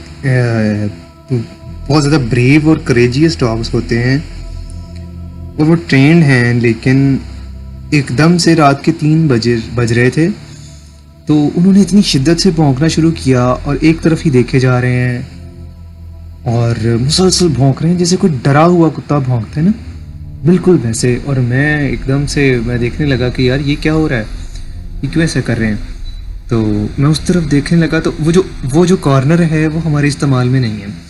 वो ना उस कॉर्नर पे हमने कुछ किया नहीं, कोई बिल्डिंग वगैरह नहीं है वहाँ पे। तो मैं उस तरफ जाने लगा, और मैंने टॉर्च पकड़ ली, मैंने गन भी पकड़ ली कि शायद, क्योंकि हमारा फार्म ना एक ऐसी गांव के भी आउटस्कर्ट्स में है, वहाँ पे ना इर्द गिर्द कोई और चीज़ नहीं है, काफ़ी दूर तक कुछ नहीं है, और 3-4 ही बिल्डिंग्स हैं इर्द गिर्द ना, वो भी छोटी छोटी। तो मैं उसके पास जा रहा हूँ, तो अभी मैं उस जो वाइल्ड वेजिटेशन है उस कॉर्नर में, मैं उससे थोड़ा सा पीछे था। तो मेरे कुत्ते मेरे इर्द गिर्द चक्कर लगाने लगे और भौंकने लगे जैसे मुझे रोक रहे हों कि उस तरफ मत जाओ। इस तरह का हो गया सीन। तो मैंने ना एमिंग पोजीशन में आ गया, जैसे मैं अगर कोई मसला हो तो मैं गोली चला सकूं। तो अचानक से किसी ने मेरे कान में आके कहा कि देखोगे तो गोली मारोगे ना। एंड आई एम फ्रीज्ड, मैं बिल्कुल फ्रीज हो गया, मुझे कुछ नहीं पता, कोई जहन काम ही नहीं कर रहा कि आवाज़ कहाँ से आई है। मेरा भाई उठ गया था उतनी देर में। तो मैंने इंतहाई ज़ोर से उसको चिल्ला के कहा कि जितनी लाइट्स हैं सारी जला दो। उसने सारी जला दी, पूरा फार्म छान लिया, कुछ नहीं मिला, कोई नहीं था वहाँ पे। और जो ही उस शख्स ने, वो जो भी था, जो भी एंटिटी थी, उसने मेरे कान में कहा ना कि देखोगे तो मारोगे। उसके 2 मिनट बाद हर चीज़ पे खामोशी तारी होगी, कुत्ते भी नॉर्मल एक्ट करना शुरू हो गए, जो जानवर बेचैन हो रहे थे वो भी सही हो गए। मुझे समझ नहीं आया कि हुआ क्या, but that was enough to freak out anybody, and I got freaked out. I still get freaked out when I think about it. बहुत अजीब सा था वो, मुझे आज भी समझ नहीं आती कि वो मेरे साथ हुआ क्या था। And this is the incident that I wanted to share with you. By the way, your show is so great, and may you prosper and get more and more progress. Thank you so much. Khuda Hafiz.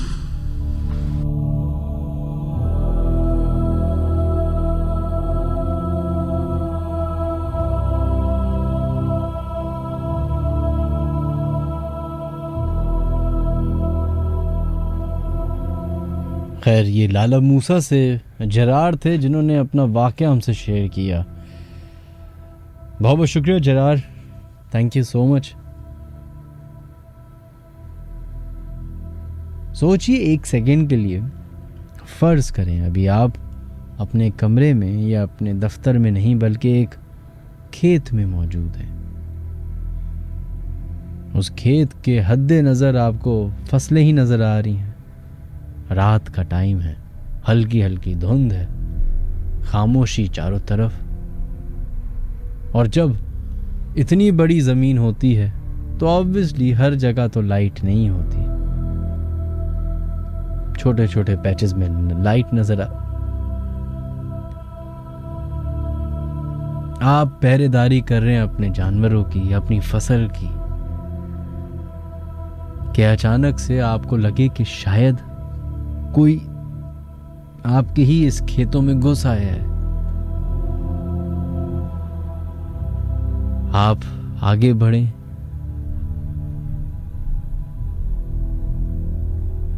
और अंधेरे में दूर दूर तक आपको नजर आ रहा है कि कोई भी नहीं है, लेकिन आपके पीछे से आपके कान में कोई आके बोले कि देखोगे तो मारोगे। आई थिंक बहुत सारे लोगों का तो हार्ट फेल हो जाए। बहुत दिनों के बाद जब ये मैंने ऑडियो नोट सुनी थी, ये मेरे पास 3 हफ्ते से मौजूद है। हालांकि बहुत शॉर्ट, बहुत प्रिसाइज वाक्य है, लेकिन जब मैंने ये वाक्य सुना, मेरे रोंगटे पता नहीं क्यों खड़े हो जाते हैं। शायद इस वजह से भी कि मेरी और जरार की जो सर्कमस्टांसेस हैं वो तकरीबन सिमिलर हैं। मैं जब शो करता हूँ तो मैं अकेला होता हूँ और पूरे स्टूडियो में लाइट बंद होती है, अंधेरा होता है। एंड आई एम श्योर बहुत सारे लोग जो सुन रहे होंगे प्रोग्राम, वो भी इन्हीं सर्कमस्टांसेस में शो सुनते होंगे अंधेरा करके। तो वो भी इमेजिन कर सकते हैं कि अचानक से खामोशी में आपको आवाज आए उस मखलूक की जिसको आप देख नहीं सकते।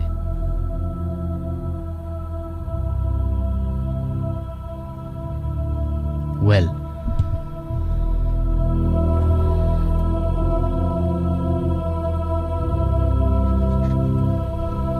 बढ़ते हैं नेक्स्ट ईमेल की तरफ।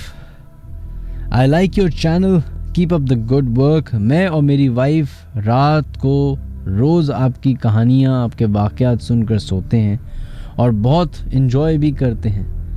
आई also have a story to tell you जो मैंने खुद लाइफ में एक्सपीरियंस की है।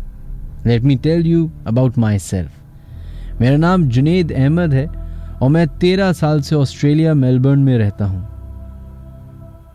ये बात है ऑलमोस्ट 10 साल पुरानी। मुझे घूमने फिरने का बहुत शौक़ था। मैंने पूरा ऑस्ट्रेलिया बाय रोड ट्रैवल किया हुआ है।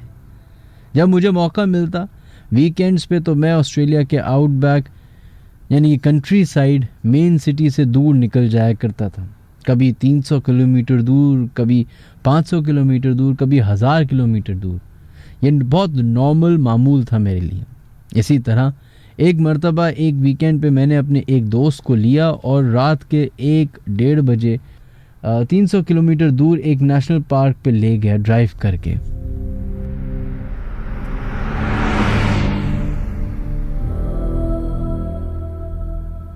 तीन घंटे का सफ़र था ऑलमोस्ट। तो हमने प्लान ये बनाया कि सुबह सूरज निकलते हुए बीच पे जाकर एक सिगरेट पिएंगे और फिर वापस ड्राइव करके घर पहुंच जाएंगे। तो मैं ड्राइव कर रहा था। हमने जब तकरीबन आधा डिस्टेंस तय कर लिया तो जीपीएस ने एक शॉर्ट डिस्टेंस सजेस्ट किया जिससे हम थोड़ा जल्दी पहुंच जाते। तो मैं ड्राइव कर रहा था तो एक्सेप्ट कर लिया। लेकिन वो रास्ता बीच में ऑफ रोडिंग का था और हमारे पास इत्तेफाक से 4x4 भी थी, तो कोई मसला नहीं हुआ। क्योंकि एनर्जी ड्रिंक्स बहुत पी ली हुई थी तो थोड़ी देर में मुझे बाथरूम आ गया। ऑफ रोड ट्रैक के बीच में गाड़ी रोकी और बाथरूम कर लिया। और जब गाड़ी में बैठने लगा तो मेरे दोस्त ने कहा कि आओ अब मैं गाड़ी चला लेता हूँ। तो मैंने उसको गाड़ी की चाबियाँ दे दी कि हाँ भाई चलो, तुम अच्छा है, तुम चला लो। इसी तरह हम थोड़ी देर में ही डेस्टिनेशन पे पहुंच गए। अब सिविलाइजेशन से 300 किलोमीटर दूर एक नेशनल पार्क में जब पहुंचे तो बहुत अजीब चीज़ ये देखी कि वहाँ ऑलरेडी एक स्कूल बस खड़ी हुई थी जो तकरीबन 1980s के मॉडल की थी। अजीब इसलिए क्योंकि it was middle of nowhere अब उसको देखकर हमने मजाक उड़ाया कि यहाँ कौन से स्कूल के बच्चे पहुँचे हुए हैं, जबकि वहाँ दूर दूर किसी दूसरे इंसान का कोई नाम और निशान नहीं था। खैर, हमने क्लिफ के टॉप व्यू से सनराइज एंजॉय किया, सुट्टे मारे और वॉक करके वापस गाड़ी के पास आ गए। जब वहाँ आए तो बहुत अजीब चीज़ देखी और परेशान भी हुए। हुआ कुछ ऐसा कि मेरी 4x4 के रेयर विंड स्क्रीन पे किसी इंसान के उल्टे हाथों से निशान लगे हुए थे और हाथों का साइज भी नॉर्मल इंसानों वाला नहीं था और साफ दिखाई दे रहा था जैसे किसी ने गाड़ी की छत पे बैठ के लगाए हों। खैर, मैं ऐसी चीज़ों से बिल्कुल नहीं डरता था, इसलिए मैंने उल्टा फोटोज ली और अपनी मस्ती में वहाँ से वापस निकल आए। गाड़ी दोस्त चला रहा था तो दोस्त ने कहा कि सामने सूरज उसकी आंखों में पड़ रहा है और उसे नज़र के ग्लासेस लगे हुए थे जो कि वो पहना हुआ नहीं था, तो क्यों ना वापस मैं गाड़ी चला लूँ। इतने में गाड़ी से नीचे उतरा और क्या देखता हूँ कि मेरे दरवाज़ा खोलते के साथ ही मैं नीचे गिर गया, क्योंकि मेरे राइट पैर पे बिल्कुल भी वेट नहीं था। ऐसा लग रहा था कि बिल्कुल ही जान नहीं है और अचानक से बहुत शदीद दर्द शुरू हो गया।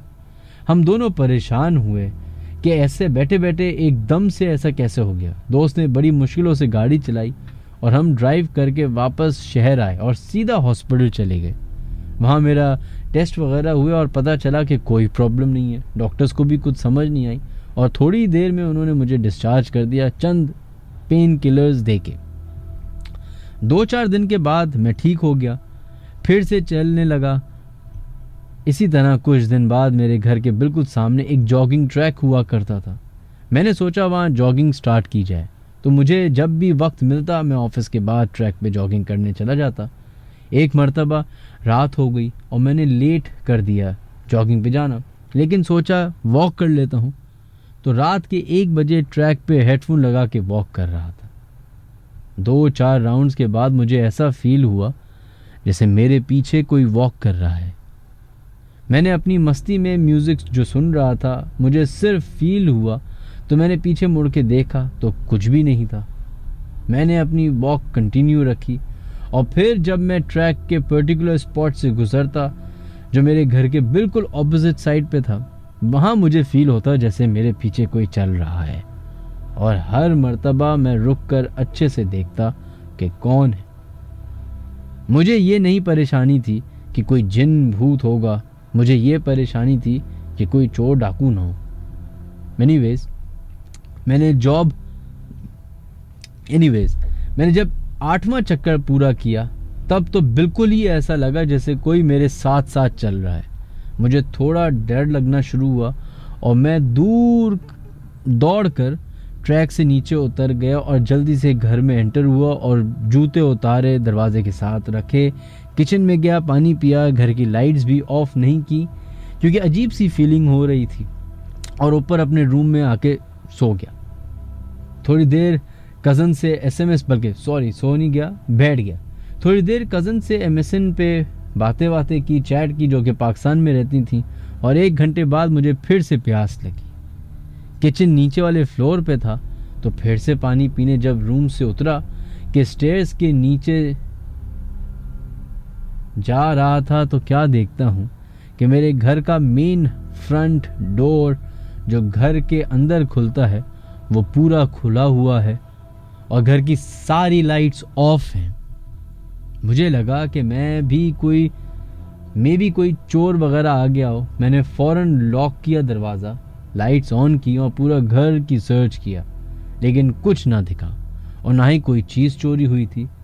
सबके रूम्स चेक किए तो सब अपने अपने कमरे में सो रहे थे। घर वाले परेशान ना हो तो मैंने ये बात उनको नहीं बताई।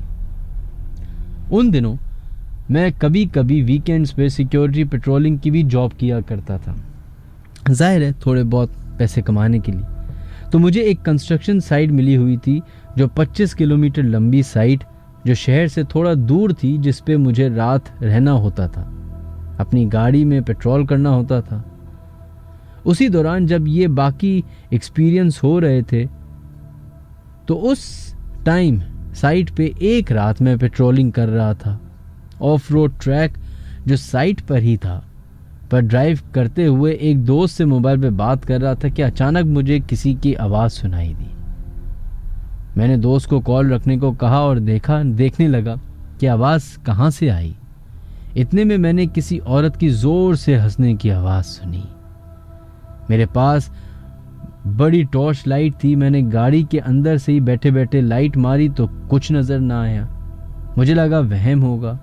मैंने टॉर्च ऑफ की तो मुझे मेरे राइट साइड की झाड़ियों से फिर आवाज़ आई। मैंने लाइट उधर मारी तो वहाँ फिर कोई नहीं था। अब जब मैं लाइट ऑफ करता तो औरत के ज़ोर से हंसने की आवाज़ आती, जैसे कोई मुझ पे तंजिया हंस रहा हो, और जब लाइट ऑन करता तो वो आवाज़ बंद हो जाती। पहले मुझे मेरा वहम लगा, लेकिन वहम 1-2 बार होता है, 10-15 बार लाइट ऑन ऑफ करने से नहीं। और हर मर्तबा आवाज़ मेरे करीब होती जा रही थी।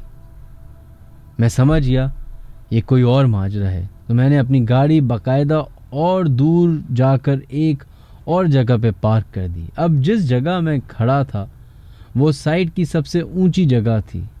वहाँ से सारी साइट 360 डिग्री पे क्लियर दिखाई दे रही थी, क्योंकि चांद की लाइट हर जगह पड़ रही थी। मुझे अपनी शिफ्ट सुबह 5 बजे ख़त्म करनी थी और अभी 2 घंटे बाकी थे। इतने में मुझे 2 चीज़ें भागती हुई नज़र आईं। क्लियर नहीं थी, लेकिन मुझे लगा कि जैसे 2 कुत्ते हैं। अब वो साइट फुली फेंस्ड थी और वहाँ ऐसी चीज़ों का होना मुमकिन नहीं, क्योंकि ऑस्ट्रेलिया में आवारा कुत्ते नहीं होते। लेकिन जब वो मेरी गाड़ी के सामने से गुजरे तो मैंने फ़ौरन लाइट्स ऑन की और टॉर्च लाइट भी मारी, लेकिन मुझे कुछ नज़र नहीं आया। दूर दूर तक किसी चीज़ का कोई नामो निशान न था। अब वो चीज़ क्या थी अल्लाह बेहतर जानता है, लेकिन जब मैंने फर्स्ट टाइम वालदा को ये बातें बताईं तो वो काफ़ी परेशान हुई, क्योंकि कुछ दिन पहले उस वाक़े के बाद मेरे छोटे भाई ने भी एक्सपीरियंस किया घर में कुछ। वो नीचे वाले फ्लोर पे अपने कंप्यूटर पे हेडफोन लगाकर अपने दोस्तों के साथ ऑनलाइन गेम खेल रहा था। जब उसने भी अम्मी को बताया खेल रहा था कि अचानक से किसी ने हाथ मार के उसके हेड से हेडफोन गिरा दिया। जब उसने मुड़कर देखा तो वहाँ कोई भी नहीं था। जब उसने भी अम्मी को बताया, उन्होंने पाकिस्तान में मेरी खाला को बताया और उन्होंने एक मुफ्ती साहब से राब्ता किया और उन्होंने बताया कि ये कोई फीमेल जिन है जिसका दिल मेरे ऊपर आ गया है और मैंने ज़रूर कोई ऐसा काम किया है जो उसको पसंद नहीं आया और इसी वजह से उसने अपने आप जाहिर करना शुरू कर दिया है। तो उन्होंने मुझे कहा कि मैं उनको पाकिस्तान 7 दिन तक डेली कॉल करूं ताकि वो कोई दम करें। मैंने उनसे राब्ता किया और फिर इस तरह जाकर जो भी चीज़ थी उससे जान बचाई। लेकिन उन 7 दिन तक मेरी गाड़ी या मैं जिस भी गाड़ी में सफ़र करता उनकी विंड स्क्रीन पे हाथों के निशान दिखाई देते रहे। लेकिन जैसे ही 7 दिन पूरे हुए उसके बाद वो चीज़ कभी महसूस नहीं हुई। और एक और बात, जब भी मैं घर में अकेला होता तो मुझे उस औरत के हंसने की आवाज़ ज़रूर आती।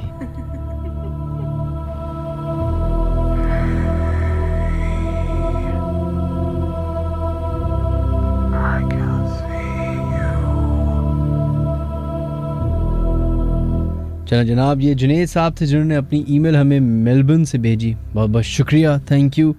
बहुत सारे लोग ऑस्ट्रेलिया से हमारा प्रोग्राम सुनते हैं। बहुत सारे लोग कनाडा, अमेरिका, यूएस तो हो गया, बहरीन, यूएई इस साइड से सुनते हैं। आप तमाम इंटरनेशनल ऑडियंस का भी बहुत बहुत शुक्रिया। वो इंटरनेशनल ऑडियंस जो हमारे शो में शामिल होना चाहते हैं और वो कॉल नहीं कर पाते टाइम डिफरेंस की वजह से, उनके लिए बहुत आसान है कि आप लोग अपने मोबाइल के ज़रिए अपनी आवाज़ रिकॉर्ड कर सकते हैं और हमें वो ऑडियो नोट ईमेल कर सकते हैं। बस दो चीज़ों का ख्याल रखें। जब भी कोई भी ऑडियो रिकॉर्ड करे, फ़ैन, एसी, कोई भी मशीन साथ में हो वो बंद कर दें, क्योंकि उसकी एक आवाज़ होती है जो कि डिस्टर्बिंग होती है, वो आपकी आवाज़ को डिस्टर्ब करेगी। सेकेंडली, अपने घर का, अपने ऑफिस का, किसी भी जगह का सबसे खामोश तरीन जगह ढूंढिए जहाँ पे ना ट्रैफिक की आवाज़ आती हो, ना बच्चों की आवाज़ आती हो, ना किसी की आवाज़ आती हो। वहाँ जाके वो आवाज़ रिकॉर्ड करें तो वो हमारे लिए भी बेहतर होगा, सुनने वालों के लिए भी बेहतर होगा।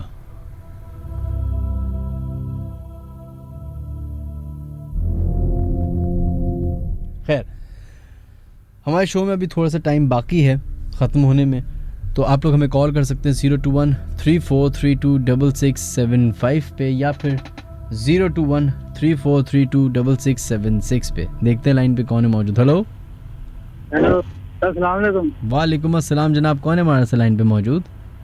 मैं राव फरहाद बात कर रहा हूँ। राव साहब कैसे हैं आप?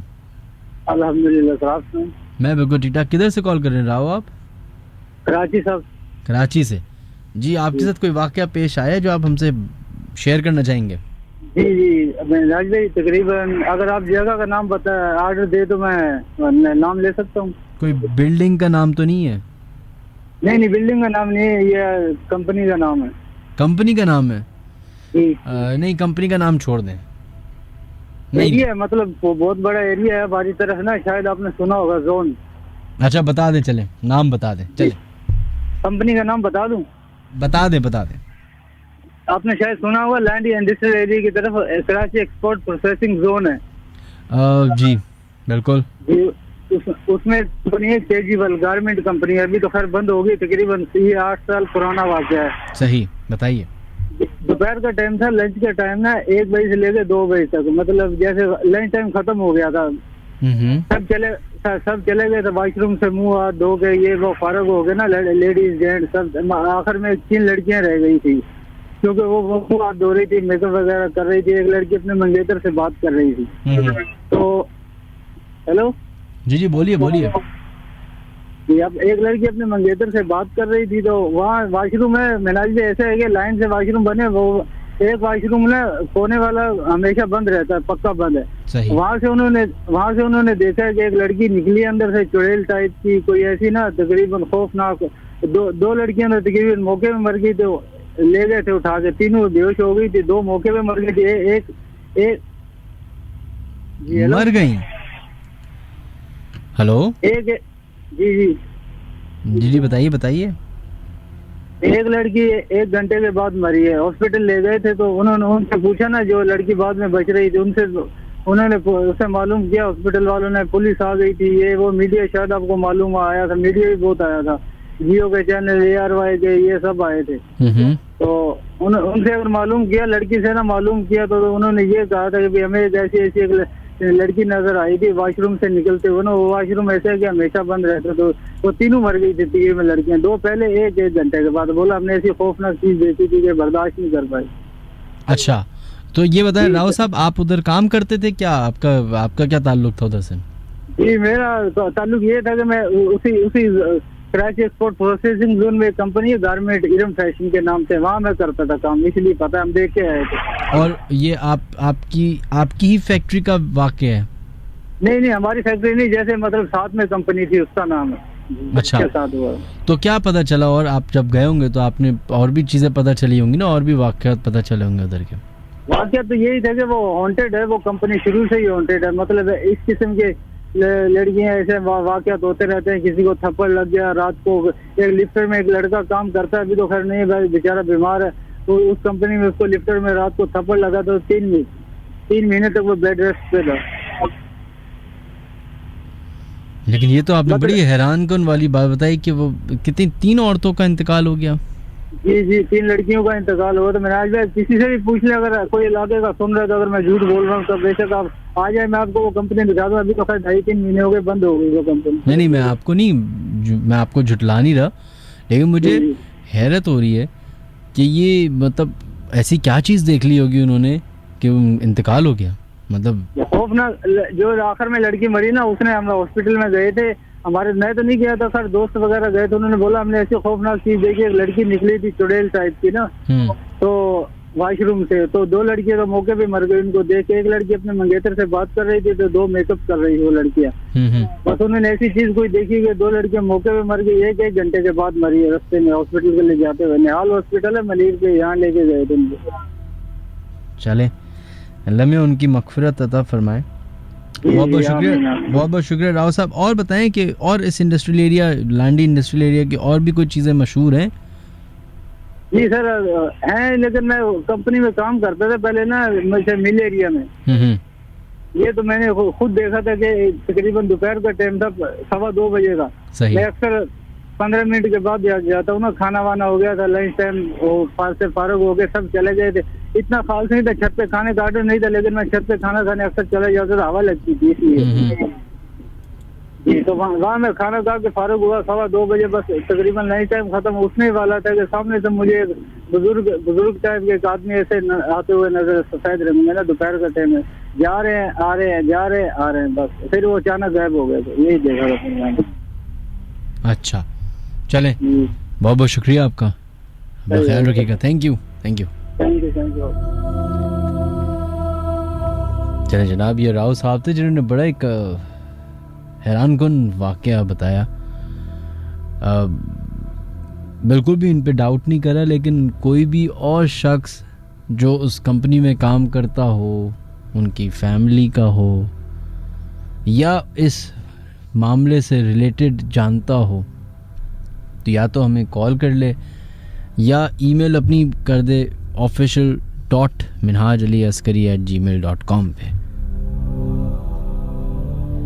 खैर जनाब, बढ़ते हैं अपनी नेक्स्ट ऑडियो नोट की तरफ और देखते हैं कि उबैद रहमान हैं जिन्होंने अपनी ऑडियो हमें भेजी है कि वो कौन सा वाक़या हमसे शेयर कर रहे हैं।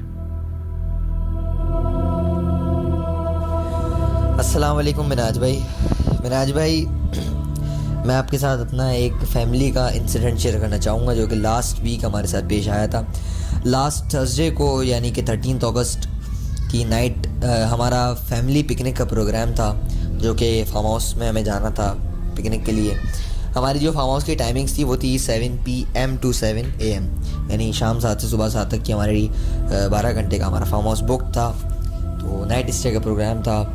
तो हम लोग, हमारी बड़े मामू की फैमिली और बड़ी खाला जान, छोटी खाला और भी कुछ रिलेटिव्स वगैरह, हमारी फैमिली सब थे, मतलब फैमिली पिकनिक। तो हम लोग शाम को 6 बजे यहाँ से रवाना हुए। हमारी बस जो थी शाम को 6 बजे हम लोग निकले, और कुछ गाड़ी में कुछ जाते में कुछ प्रॉब्लम्स वगैरह हो गई थी, तो इस वजह से हम आधा पौन घंटे का तो वैसे सफ़र है गडाप टाउन का। गडाप टाउन पे जो फार्म हाउस वगैरह बने हुए यहीं पर ही था हमारा फार्म हाउस।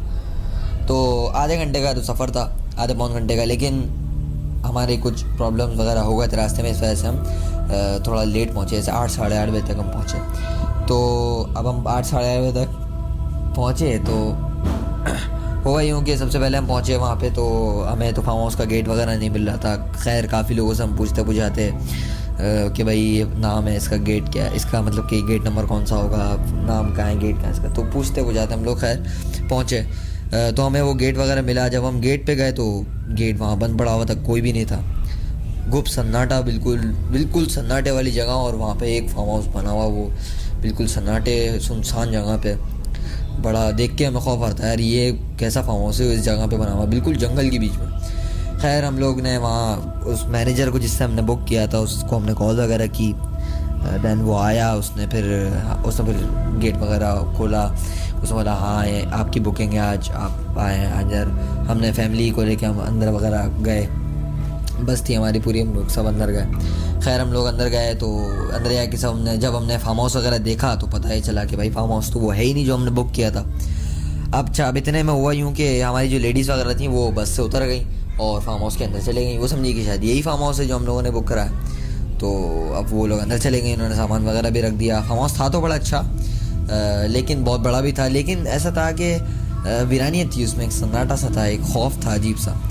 खैर हम लोग वहाँ पहुँचे तो अब हमने ये देखा कि भाई ये तो फार्म हाउस वो है ही नहीं जो हमने बुक कराया था। तो हमने मैनेजर को बुलाया, उससे बात करी, उसने बोला कि नहीं ऐसा हो नहीं सकता। हमने बोला देखें ये फार्म हाउस तो वो है नहीं जो हमने बुक कराया था। तो हमने उसको पिक्चर्स वगैरह भी दिखाई, देखें हमने तो ये वाला जो फार्म हाउस था ये हमने बुक कराया था।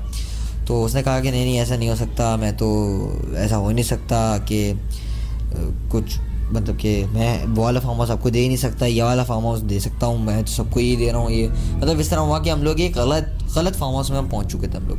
पूरी फैमिली, और वो भी बहुत सन्नाटे के अंदर। खैर जब ये न्यूज़ हमारी लेडीज़ तक पहुंची कि भाई हम गलत जगह पे आ चुके हैं, तो लेडीज़ वगैरह ने बोला अच्छा चलो फिर निकलना है अगर यहाँ से। तो फिर ऐसा है कि 2-3 लेडीज़ थी, उन्होंने बोला कि हमें जैसे उनको वॉशरूम यूज़ करने की ज़रूरत हुई, तो उन्होंने बोला कि हम वॉशरूम यहाँ के यूज़ कर लेते हैं। तो हमारी 3-4 लेडीज़ थी, उन्होंने वहाँ का वॉशरूम यूज़ कर लिया। अच्छा जब वॉशरूम यूज़ करें तो हम लोग, मैं, मेरा 1-2 कज़न, हम लोग वहाँ पे वॉशरूम वाले जो रूम था वहाँ पे हम लोग जाके खड़े हो गए ताकि लेडीज़ वगैरह आए उनको कोई परेशानी ना हो, हम लोग वहीं खड़े रहे। तो हम लोग चलो भाई गाड़ी में सब दोबारा बैठे हैं, दोबारा हम जा रहे हैं घर की तरफ, क्योंकि फार्म हाउस का एक प्रॉब्लम आ चुका है, समझो एक प्रॉब्लम हो गई थी हमारे साथ। तो हमने बोला यार ये क्या हुआ। खैर हमारी पिकनिक का भी जो था एंजॉयमेंट वगैरह सब ख़राब हो गया। तो मैं और मेरा कज़न वगैरह हम लोग उस रूम के बाहर खड़े हुए थे, हम लोग वेट कर रहे थे अपनी लेडीज़ वगैरह की कि वो वॉशरूम वगैरह से फारिग हो जाएं तो फिर हम लोग चलें उन लोगों को भी लेके। तो उन लेडीज़ में मेरी वालदा भी थी, उन्होंने बोला कि मैं मतलब कि वो भी वॉशरूम यूज़ करने गई थी वो भी। तो अच्छा मेरी वालदा वॉशरूम यूज़ करके निकली तो बाहर वो भी खड़ी हो गई, उन्होंने बोला कि बाकी ये सब जो हैं हमारी मुआनी वगैरह, बोला वो भी वॉशरूम यूज़ कर लें तो फिर साथ चल लेंगे।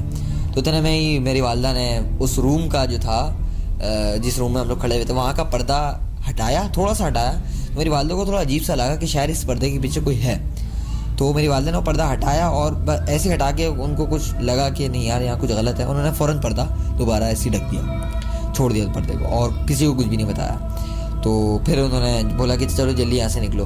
खैर सारी लेडीज़ वगैरह वॉशरूम से फ्री हो गई, तो फिर हम लोग ने चले फिर बस की तरफ चलते हैं। बस की तरफ सब बैठे और हम लोग घर की तरफ आ गए। अब जब घर आए हम लोग नानी के घर पे रुके, वहाँ पे खाना वगैरह खाया हम लोगों ने कुछ। खैर हमारी जो पिकनिक थी उसका तो समझो सत्यानाश हो चुका था, कुछ भी नहीं, मज़ा भी नहीं आया था बिल्कुल। खैर हम लोग चलो, हम थे भी बहुत अंदर वाली जगह पे, और वो जो थी फार्म हाउस की जो मैनेजमेंट थी वो भी हमें कुछ ऐसी लग रही थी। वहाँ का मैनेजर और वहाँ के 2-3 लोग थे मशकूक ही लग रहे थे, क्योंकि हमारे कज़न है वो CID के अंदर है। तो जो ऐसे CID अफसर वगैरह होते हैं उनको तो ज़रा जल्दी सामने वाले की पहचान हो जाती है ना कि ये किस तरह का शख्स है। तो उन्होंने ये कहा हम लोगों से कि भाई ये मुझे जो ये मैनेजर है ये इसी तरह का लग रहा है, मतलब कि मशकूक लग रहा है ये, तो बेहतरी इसी में है कि इसको इस फार्म हाउस को छोड़ो और यहाँ से निकलने वाली करो। खैर हम लोग वहाँ से निकल गए, अपने घर आ गए। वहाँ पे हम लोग ने खाना वाना खाया, सुबह हम लोग सब अपने घरों को आ गए। अगले दिन मैं बैठा हुआ था अपने घर में, अगले दिन इंडिपेंडेंस डे था 14 अगस्त, तो मैं अपने घर में था। तो मेरी ऐसी अपनी अम्मी से बात हुई, तो अम्मी ने कहा कि हाँ मुझे कल फार्म हाउस के मुतालिक, जो हम फार्म हाउस गए थे उसके मुताबिक एक ख्वाब आया था। मैंने बोला क्या? तो उन्होंने बताया कि मैंने ख्वाब में ये देखा कि मैं जो रूम में खड़ी हुई थी मैंने पर्दा हटा के देखा था और मुझे थोड़ा सा मतलब कि अजीब सा लगा, उन्होंने पर्दा दोबारा कर दिया था।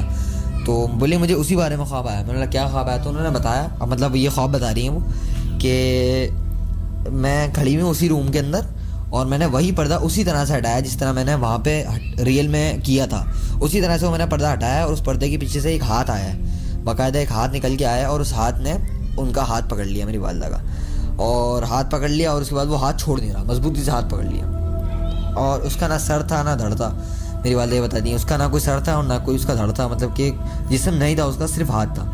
तो मेरी वालदा ने थोड़ा चीख पुकार करी मेरी वालदा ने, और फिर उन्होंने आयतुल कुर्सी वगैरह पढ़ी, तो फिर उसने वो हाथ छोड़ दिया। अच्छा वो हाथ उसने जब छोड़ा तो फिर मेरी वालदा ने भागी वो फ़ौरन। तो मेरी वालदा ने बताया कि ये मुझे ख्वाब आया था। अच्छा फिर उसी दिन शाम में मैंने बोला अच्छा, मैं कहा कि हाँ भाई ये तो थी भी बहुत, वो हॉन्टेड जगह लग भी रही थी, बहुत सन्नाटे वाली जगह थी, जंगल वाली, मुझे तो लग भी रहा था वो हॉन्टेड फार्म हाउस। मेरी वालदा ने भी कहा हाँ वो ऐसी था, अच्छा ही हुआ कि हम लोग नहीं रुके वहाँ पर। खैर उसी दिन शाम में मेरी एक कज़न का फ़ोन आया, मेरी कज़न है, खालाजाद बहन लगती हूँ मेरी, तो उनका फ़ोन आया मेरी वालदा के पास। वो मेरी वालदा से ऐसी बात करने लगी, तो उन्होंने मेरी वालदा को बताया कि उन्होंने बताया कि आंटी मतलब कि मुझे भी ख्वाब आया था। मेरी वालदा ने पूछा क्या ख्वाब आया था? तो बोले कि हम जो वॉशरूम में गए थे ना, वो जो रूम था, मैं वहाँ खड़ी हुई हूँ और मैंने पर्दा हटाया, उस पर्दे के पीछे से हाथ आया और उस हाथ ने मुझे मेरा कंधा पकड़ लिया और वो कंधा इतनी मजबूती से पकड़ा कि वो कंधा छोड़ नहीं रहा। तो मेरी वालदा ने कहा अच्छा, मेरी वालदा ने कहा कि सेम मुझे भी ये ख्वाब आया था बिल्कुल। तो उनको भी बड़ी हैरानगी हुई, अच्छा कि आपको भी ऐसी सेम ख्वाब आया था? तो फिर मेरी वालदा ने जब बात वगैरह उनसे कर ली, फिर बाद में मुझे बताया कि तुम्हारी जो कज़न है उनको भी मतलब ऐसा ही ख्वाब आया था सेम। तो मुझे भी बड़ी हैरानी हुई, मैंने ये कैसे हो सकता है कि दोनों को एक साथ सेम ख्वाब आ जाए, वो भी एक ही रात में, और वो भी एक ही जगह का सिमिलर ख्वाब आए बिल्कुल। तो ये मैंने ये तो बड़ी हैरानगी वाली बात है।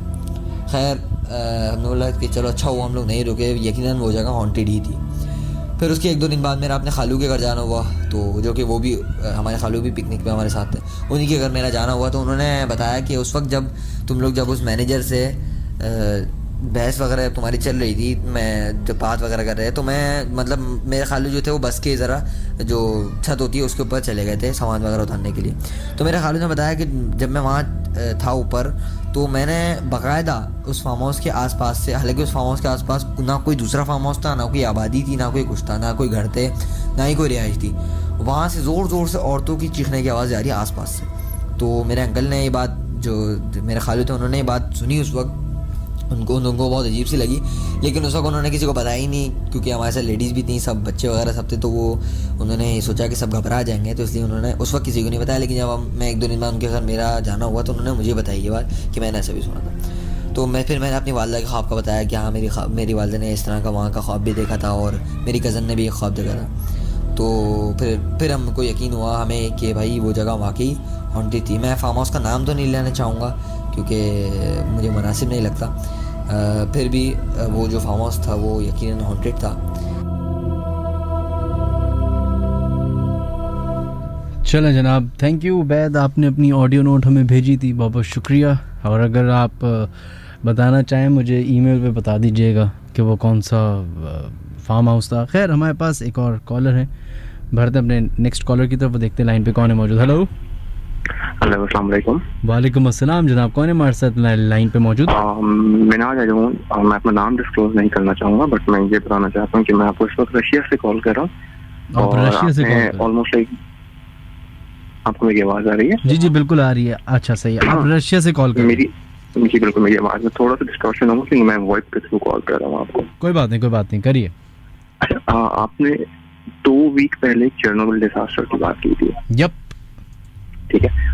उसके हवाले से मैं कुछ चीज़ें आपसे शेयर करना चाहता हूँ, particularly because I my self मैं जो खुद हूँ वो एक केमिकल इंजीनियर हूँ। अच्छा, ठीक है, सही।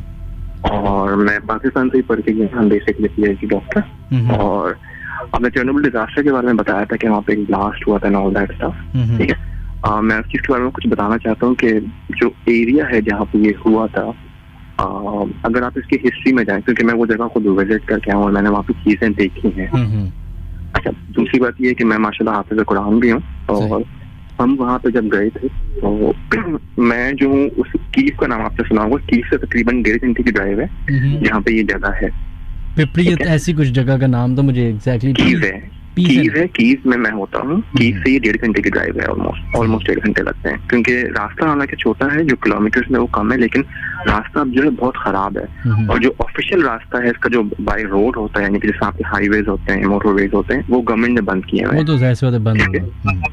अच्छा, उसकी बजाय जो रास्ता आप यूज करते हैं वो इस तरह के हैं जो इलीगल किस्म के रास्ते हैं, आप कह सकते हैं एक तरीके से, जो प्रॉपर पैसेज नहीं है, प्रॉपर कारपेटेड नहीं है। सही, ठीक है। अच्छा, ये हुआ था। जी पूछें प्लीज। नहीं आप बोलिए, बिल्कुल कैरी ऑन। अच्छा, इसके अंदर ये मैंने आज की ये बैक हुआ था 1986 के अंदर डिजास्टर।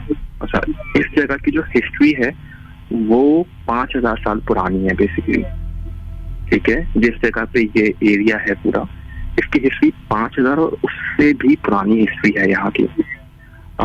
एक चीज के बारे में कहा जाता है कि अगर हम अपनी पुरानी बुक्स को पढ़ते हैं तो एक जगह का नाम, आपने कोकाफ का नाम सुना होगा, बड़ा हम आजकल ना मिथ्स में सुन रहे होते हैं, बच्चों की स्टोरी में कोकाफ से आते हैं, परिस्तान से आते हैं, ऑल दैट। तो ये जो जगह है, ये इसके बारे में मशहूर था कि ये जो आपके जितने भी गोस्ट होते हैं, बहुत सारे लोग उनको सुपर एनर्जीज कहते हैं, व्हाटएवर इट इज, ठीक है, ये उनकी बहुत बड़ी जो थी, एक उनकी आबादी यहाँ पे रहती थी। इस तरह हम लोग कहते हैं ना कि कबीला रहता है या कबाइल या शहर, तो वहाँ पे इनकी पूरी एक कौम बसती थी। ठीक है, और ये 5000 साल पहले की बात है।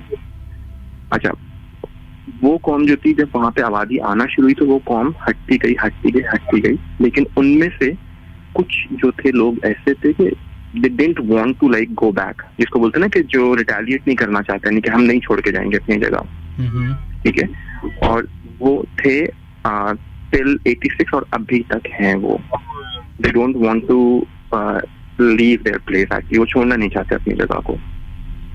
तो 86 के अंदर जब ये रिएक्टर पे जो हुआ था, जो रिएक्टर नंबर 4 और रिएक्टर नंबर 3 के अंदर डिजास्टर हुआ था चेरनोबिल के अंदर, तो वहां पे जो हुआ था उस वक्त भी यही था कि वहां पे इस तरह के इंसिडेंट ऑन एंड ऑफ होते रहते थे, लेकिन वहां की जो मैनेजमेंट थी वो ये कहती थी कि ऐसा कुछ नहीं है, ऐसा कुछ नहीं है। जिस तरह बहुत सारे रिलीजन होते हैं तो हर रिलीजन का अपना एक तरीका होता है इन चीजों को भगाने का। लाइक जैसे दोस्तों आप क्रिश्चियनिटी पे जाते हो, मुस्लिम्स में आते हो, हिंदू में, सब चीज। तो जो यहाँ रशिया में जो है, यहाँ पे जो मोस्टली जो आपका फॉलो किया जाता है रिलीजन बेसिकली, जब उसके थ्रू उसको हटाया गया तो दे वर फेल्ड एक्चुअली, वो फेल हो गए थे इसको खत्म करने के अंदर, ठीक है। और उसके बाद ये हुआ कि 86 से पहले भी यहाँ पे एक वाकया हुआ था 79 के अंदर, जिसको शो नहीं किया गया था लोगों को। उसके अंदर तकरीबन 60 लोगों की डेथ हुई थी ऑन द स्पॉट। और 60 लोगों की डेथ इस तरह हुई थी कि जहाँ पे चेरनोबिल बना हुआ है, यानी कि जहाँ पे ये प्लांट है, उससे विद इन लाइक 500 मीटर और 600 मीटर के बाद उनकी कॉलोनी स्टार्ट हो जाती है, जो आजकल इस वक्त अब उसको घोस्ट टाउन कहते हैं, क्योंकि वहां से लोगों को एक ही दिन के अंदर 50,000 से ज्यादा लोगों को इवैक्यूएट कराया गया था, निकाला गया था, लेके जाया गया था। तो 79 के अंदर जो वाकया हुआ था उसमें ये हुआ था कि जो वो रोड है जो कॉलोनी की तरफ जाता था, वहां पे एक जिस तरह हाईएस्ट होती है, कोस्टर्स होती है, तो इस तरह अगर आपने देखा हो पुराने बेडफोर्ड जो पाकिस्तान में बड़ी बड़ी बसेस चलती हैं, आपने देखा होगा कराची के अंदर, जो 1 नंबर 2 नंबर 3 नंबर के नाम से बड़ी बड़ी, बहुत 50 साल पुरानी है, 60 साल पुरानी। इस तरह के ट्रक के अंदर जो थे 60 लोग 79 80 लोग बैठे हुए थे, जिनमें से 60 लोगों की ऑन द स्पॉट डेथ इस तरह से हुई थी कि जब वो ट्रक जा रहा था रास्ते से कॉलोनी की तरफ, तो एकदम कॉलोनी की लाइट और प्लांट की लाइट सारी बंद हो गई। और जो बस थी जो जा रही थी वहाँ पे, सीधी इतनी बड़ी हुई बस है, वो आज भी बस वहाँ पे खड़ी हुई है अभी भी। बस जब गुजर रही थी तो एकदम से सामने से इतने सारे लोग आके खड़े हो गए, जिनकी हाइट बताई जाती है कि जो 100 फीट तक के लोग थे वो आ गए थे। और उनमें से एक बंदे ने उस बस को उठा के शेक किया था और वापस रख दिया था। जो 60 लोग थे वो थे, उनकी ऑन द स्पॉट डेथ हो गई थी, कि जो बहुत यंग थे एंड जिनके हार्ट दिल फट गए थे। जिनमें से सिर्फ 11 लोगों का पोस्टमार्टम हुआ था। मुझे इन चीजों के बारे में इतना ज्यादा से पता है कि जिस तरह आप ज्यादा कर रहे होते हैं, हर चीज के बारे में जान रहे होते हैं, लॉजिक, तो मैं भी बहुत ज्यादा इंक्विजिटिव होता हूँ, इसी वजह से मैं उस जगह पे गया भी था। अच्छा, दूसरी चीज फिर ये थी कि उनमें से जो बाकी लोग बचे थे वो सारे बोलने के काबिल नहीं रहे थे। तो उनमें से सिर्फ एक शख्स था कि जिसने बताई थी ये बात, और उसकी आफ्टर 9 और 10 डेज के बाद डेथ हो गई थी। फिर उसके बाद तो मैनेजमेंट ने कहा कि ऐसा कुछ नहीं है, लाइट गई थी, हमारा जो पावर प्लांट है उसके अंदर जो उनका टरबाइन था वो खराब हो गया था। और वाकई टरबाइन खराब हो गया था उसके बाद, लेकिन टरबाइन के अंदर जो ब्लेड्स होते हैं वो ऑलमोस्ट लाइक 10-10, 12-12, 15-15 फीट के होते हैं। और उस टरबाइन के अंदर ब्लेड्स को इस तरह मोड़ा हुआ था कि जैसे अगर आप कभी स्पून लेते हैं ना अपने हाथ में, स्पून को फोल्ड कर लेते हैं अपने हाथ से, तो मुड़ जाता है एकदम से। टरबाइन के सारे ब्लेड इस तरह मुड़े हुए थे। टरबाइन जो हमेशा बनते हैं, आपको थोड़ा सा एक वो दे दूं कि टरबाइन के अंदर जो भी यूज की जाती है मटेरियल वो इस तरह का होता है कि वो कभी मुड़ नहीं सकता, या तो वो क्रैक हो जाएगा, टूट जाएगा। टरबाइन के अंदर जो भी फैंस लगे होते हैं उनके ब्लेड्स, और ये ब्लेड्स वही होते हैं जैसे आपके एयरक्राफ्ट के अंदर जो इंजन होता है उसके ब्लेड्स होते हैं, इसी तरह के ब्लेड्स लगे होते हैं बड़े बड़े, तो वो मुड़े हुए थे।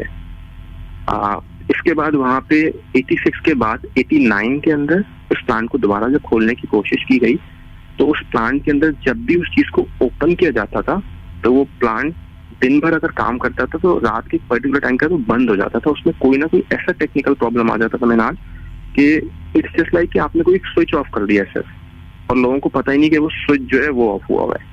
उस स्विच को सारा दिन वो ऑन ऑफ करते रहते थे, वो काम करता था, लेकिन एक पर्टिकुलर टाइम के बाद वो काम नहीं करता था। 2006 के अंदर यहाँ पे जब दोबारा यहाँ की जो गवर्नमेंट होती है, उनके जो अपने जैसा पाकिस्तान के अंदर हमारे मौलवी वगैरह होते हैं, इनके जो यहाँ के पास्टर्स वगैरह होते हैं, जब वो दोबारा वहाँ पे गए तो उनमें से एक उनके जो सबसे सीनियर पास्टर थे, और उन्होंने सिर्फ ये चीज बताई कि यहाँ पे इस वक्त भी जो है हजारों की बजाय लाखों की तादाद में जो है वो मखलूकात मौजूद हैं। जिस ब्लैक बर्ड का आपने नाम लिया था, ठीक है, that is not a black bird actually, ठीक है। यहाँ पे डीमंस हैं बेसिकली, जिसका हम कहते हैं ना कि जिन्नात होते हैं, कि पर्टिकुलर में एक देव होते हैं, तो वहाँ पे वो है, लेकिन वो भी लाखों की तादाद में। हमारी एक कलीग के साथ जिनके साथ हम गए थे, वो हमें लेके गए थे क्योंकि वो इन चीजों में बिलीव नहीं करते थे। तो मैं भी इसी तरह का था, लेकिन मैं एक चीज कहता हूँ कि दे डू एग्जिस्ट। शायद इस वक्त जहाँ पे हम बैठे होते हैं हर जगह दे आर मूविंग। आप उनको तंग नहीं करेंगे, आपको नहीं करेंगे। मुझे सिर्फ 1 मिनट चाहिए, आपको छोटा सा इसका एक वाकया बता देता हूँ।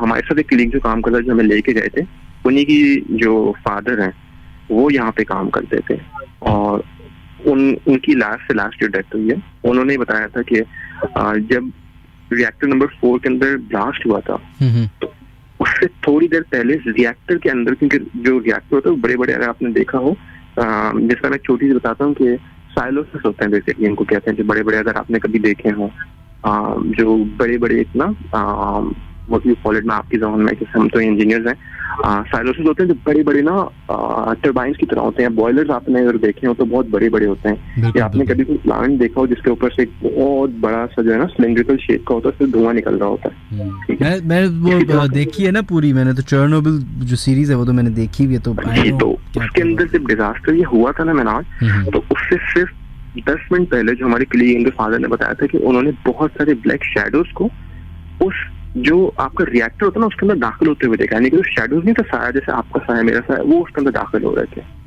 और वो 1 या 2 की तादाद नहीं थे, वो हजारों ज्यादा वो जा ही रहे थे कंटिन्यूसली। खाली उन्होंने ही, कुछ लोगों ने और भी ये चीज नोटिस की थी, लेकिन बहुत सारे लोग जो थे वो सिर्फ इस वजह से नहीं बता पाए क्योंकि उनको वहाँ की गवर्नमेंट ने मना कर दिया था। जो मेरे कलीग हैं, इनके फादर ने जब देखा तो उन्होंने बताया कि हमने खुद देखा अपनी आंखों से कि इसमें अगर आप स्कूल में देखिए बच्चे असेंबली में होते हैं, लाइन अप हुए होते हैं बहुत सारे, इससे वो लाइन की लाइन जो थी अंदर जा रही थी। लेकिन सुनिए, आप मुझे एक बात बताइए, गवर्नमेंट का अगर ये, क्योंकि रशिया का बहुत, यूक्रेन का एक्चुअली बहुत बड़ा एक मिसहैप था ये, इसकी वजह से पूरी दुनिया दाव पे लग गई थी, ये इतना बड़ा एक डिजास्टर होने वाला था। तो ये तो बेस्ट होता उस गवर्नमेंट के लिए कि वो जिन्नात के ऊपर लगा देता कि यार ये देखो ये तो ईसाई होते, और बहुत सारे लोग उनके पास सबूत के तौर पे भी थे। तो अच्छा, मैं आपको अपने लोगों पे बता देता हूँ आपको मैनाज, मुझे आप लाइक यू आर आस्किंग कि व्हाई डिडंट उन्होंने ऐसा क्यों नहीं किया कि गवर्नमेंट खुद देखती कि यहाँ पे ये चीज है। बिकॉज मैनाज, जिस तरह हम लोगों का बिलीव है इस तरह यहाँ पे इनका बिलीव इतना स्ट्रॉन्ग नहीं है इन चीजों को लेके। इनका बिलीव खाली इस चीज के ऊपर है कि कुछ है, ठीक है, बट वो इस चीज को साइंस में भी लेके आते हैं, जिसमें हम कहते हैं एनर्जी है, ठीक है, वो इस चीज को अगर आप एक रिलीजन पॉइंट ऑफ व्यू से लेके आए तो देयर इज समथिंग, बट वो ये इस चीज को नहीं मानते कि क्या चीज है। चलें, बहुत बहुत शुक्रिया आपका, थैंक यू सो मच, आपने रशिया से कॉल की है। मेरे पास इसकी कुछ वीडियोस भी हैं, कुछ पिक्चर्स भी हैं, अगर मुझे हुआ तो मैं आपकी ईमेल पे शेयर करूंगा, you can share it out, जिनमें जो हमने रिएक्टर्स के ऊपर तस्वीरें ली हैं। तो अगर आपने बड़ी बड़ी मिनाज 5-10 फीट के ना, जैसा पंजा आप देखें ना, किसी ने हाथ डाल के, अगर एक टिन होता है, टिन के अंदर आप उंगलियां डाल के खींच रहे हैं उसको, उसका रिएक्टर्स के ऊपर निशान आता है सारे। तो वो मैं आपको शेयर करूंगा, प्लीज मुझसे शेयर कीजिएगा। Thank you so much, thank you, अपना ख्याल रखिएगा।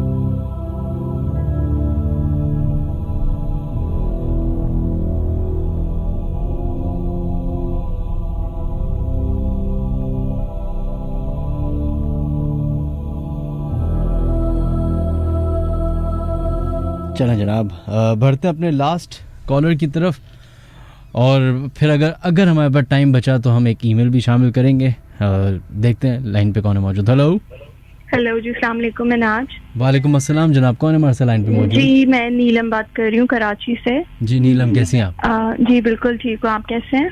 मैं बिल्कुल जबरदस्त जी। आपके साथ कोई वाक़या पेश आया? और सब व्यूअर्स को भी अस्सलाम वालेकुम, जितने भी लिसनर्स हैं एक्चुअली। वालेकुम अस्सलाम जी। अच्छा, वो थैंक यू सो मच। अच्छा खैर, मैं स्टोरी तक आती हूँ। अच्छा बेसिकली ये मेरे डैड के साथ हुआ था, मेरे फादर के साथ। अच्छा मेरे फादर जब अपने यंग एज में थे तो वो इंडिया से माइग्रेट करके लाहौर आए थे। अच्छा तो वो अपने 30s में थे और मतलब अपने उनके बेस्ट फ्रेंड के साथ वो जा रहे थे। उस वक्त लाहौर इतना एस्टेब्लिश भी नहीं हुआ था, काफ़ी खाली खाली रहता था। तो वहाँ पर कोई एक ऐसा एरिया था जो डाक खाने के नाम से मशहूर था। हेलो। जी बोलिए। अच्छा जी, तो वो डाक खाने के नाम से मशहूर था। अच्छा, तो मेरे डैड और उनके दोस्त जाहिद चाचा, वो लोग गाड़ी में जा रहे थे, तो क्या होता है कि अचानक से उनका टायर ना फ्लैट हो जाता है कार का। तो वो अब इतनी कोई मैकेनिक ना कुछ, इतना सारे एस्टेब्लिश नहीं था लाहौर, तो वो लोग क्या करते हैं, सोचते हैं कि गाड़ी यहीं रहने देते, हम सुबह पिक कर लेंगे यहाँ से। तो वो वॉक करना शुरू हो जाते हैं। सही। अच्छा, वो लोग वॉक कर रहे होते हैं। अचानक से उन दोनों को आवाज आती है छन छन की ना, जैसे कोई पायल की, जैसे पायल पहनती है औरतें। तो खैर वो दोनों को आवाज आती है, वो दोनों इग्नोर कर देते हैं और आपस में बातें करना शुरू हो जाते हैं। फिर वो आवाज थोड़ी सी और लाउड हो जाती है। अच्छा, ये चीज वो दोनों वापस से सुनते हैं, तो फिर एकदम से मेरे पापा अपने दोस्त से कहते हैं कि यार जाहिद, तुम्हें कोई आवाज आ रही है? तो उनके फ्रेंड उनको यही कहते हैं कि हाँ मुझे आ रही है कोई आवाज, तुम भी सुन रहे हो? अच्छा, अभी वो बातें ये कर ही रहे होते हैं कि ना अचानक से उनको बिल्कुल ऐसा लगता है कि उनके बैक पर वो वॉक कर रहे हैं और उनके बैक पे बहुत करीब से मेरे पापा का, उनका नाम महमूद है, उनका कोई नाम लेता है, एक औरत सी है और वो नाम लेती है महमूद करके ना, महमूद। अच्छा, वो क्या करते हैं कि क्लियर सुनते हैं आवाज और बहुत करीब से आती है कि जैसे कोई बिल्कुल पीछे खड़ा हुआ है। अब वो जैसे ही जाहिर है उनको तो बिल्कुल समझ नहीं आता कि क्या हुआ है, तो वो पीछे मुड़ के देखते हैं, तो एक औरत बहुत लंबी सी और बहुत डार्क कॉम्प्लेक्शन की, मतलब ठीक ठाक, और उसके पाँव उल्टे होते हैं, तो वो बेसिकली पिछल पैरी होती है और वो बहुत करीब से आती है। तो मेरे फादर और जो उनके दोस्त होते हैं वो तो बिल्कुल हवास खो देते हैं और वो तेज तेज भागना शुरू कर देते हैं। अच्छा, उनके करीब एक डाक खाना होता है, पोस्ट ऑफिस, वो उधर घुस जाते हैं छलांग वगैरह लगा कर ना, तो सारी रात वो उधर गुजारते हैं। सुबह जाते हैं तो उनको बहुत तेज बुखार हो जाता है। हेलो। जी सही है जी, तो हाँ जी, तो उनको बहुत तेज बुखार हो जाता है। तो ये किस्सा उनके साथ हुआ था। तो ये है कि हाँ, पिछल पैरी मतलब सारी चीजें एग्जिस्ट करती हैं। चलें, बहुत बहुत शुक्रिया नीलम आपका, thank you so much. Thank you. Okay जी, थैंक यू, अल्लाह हाफिज़।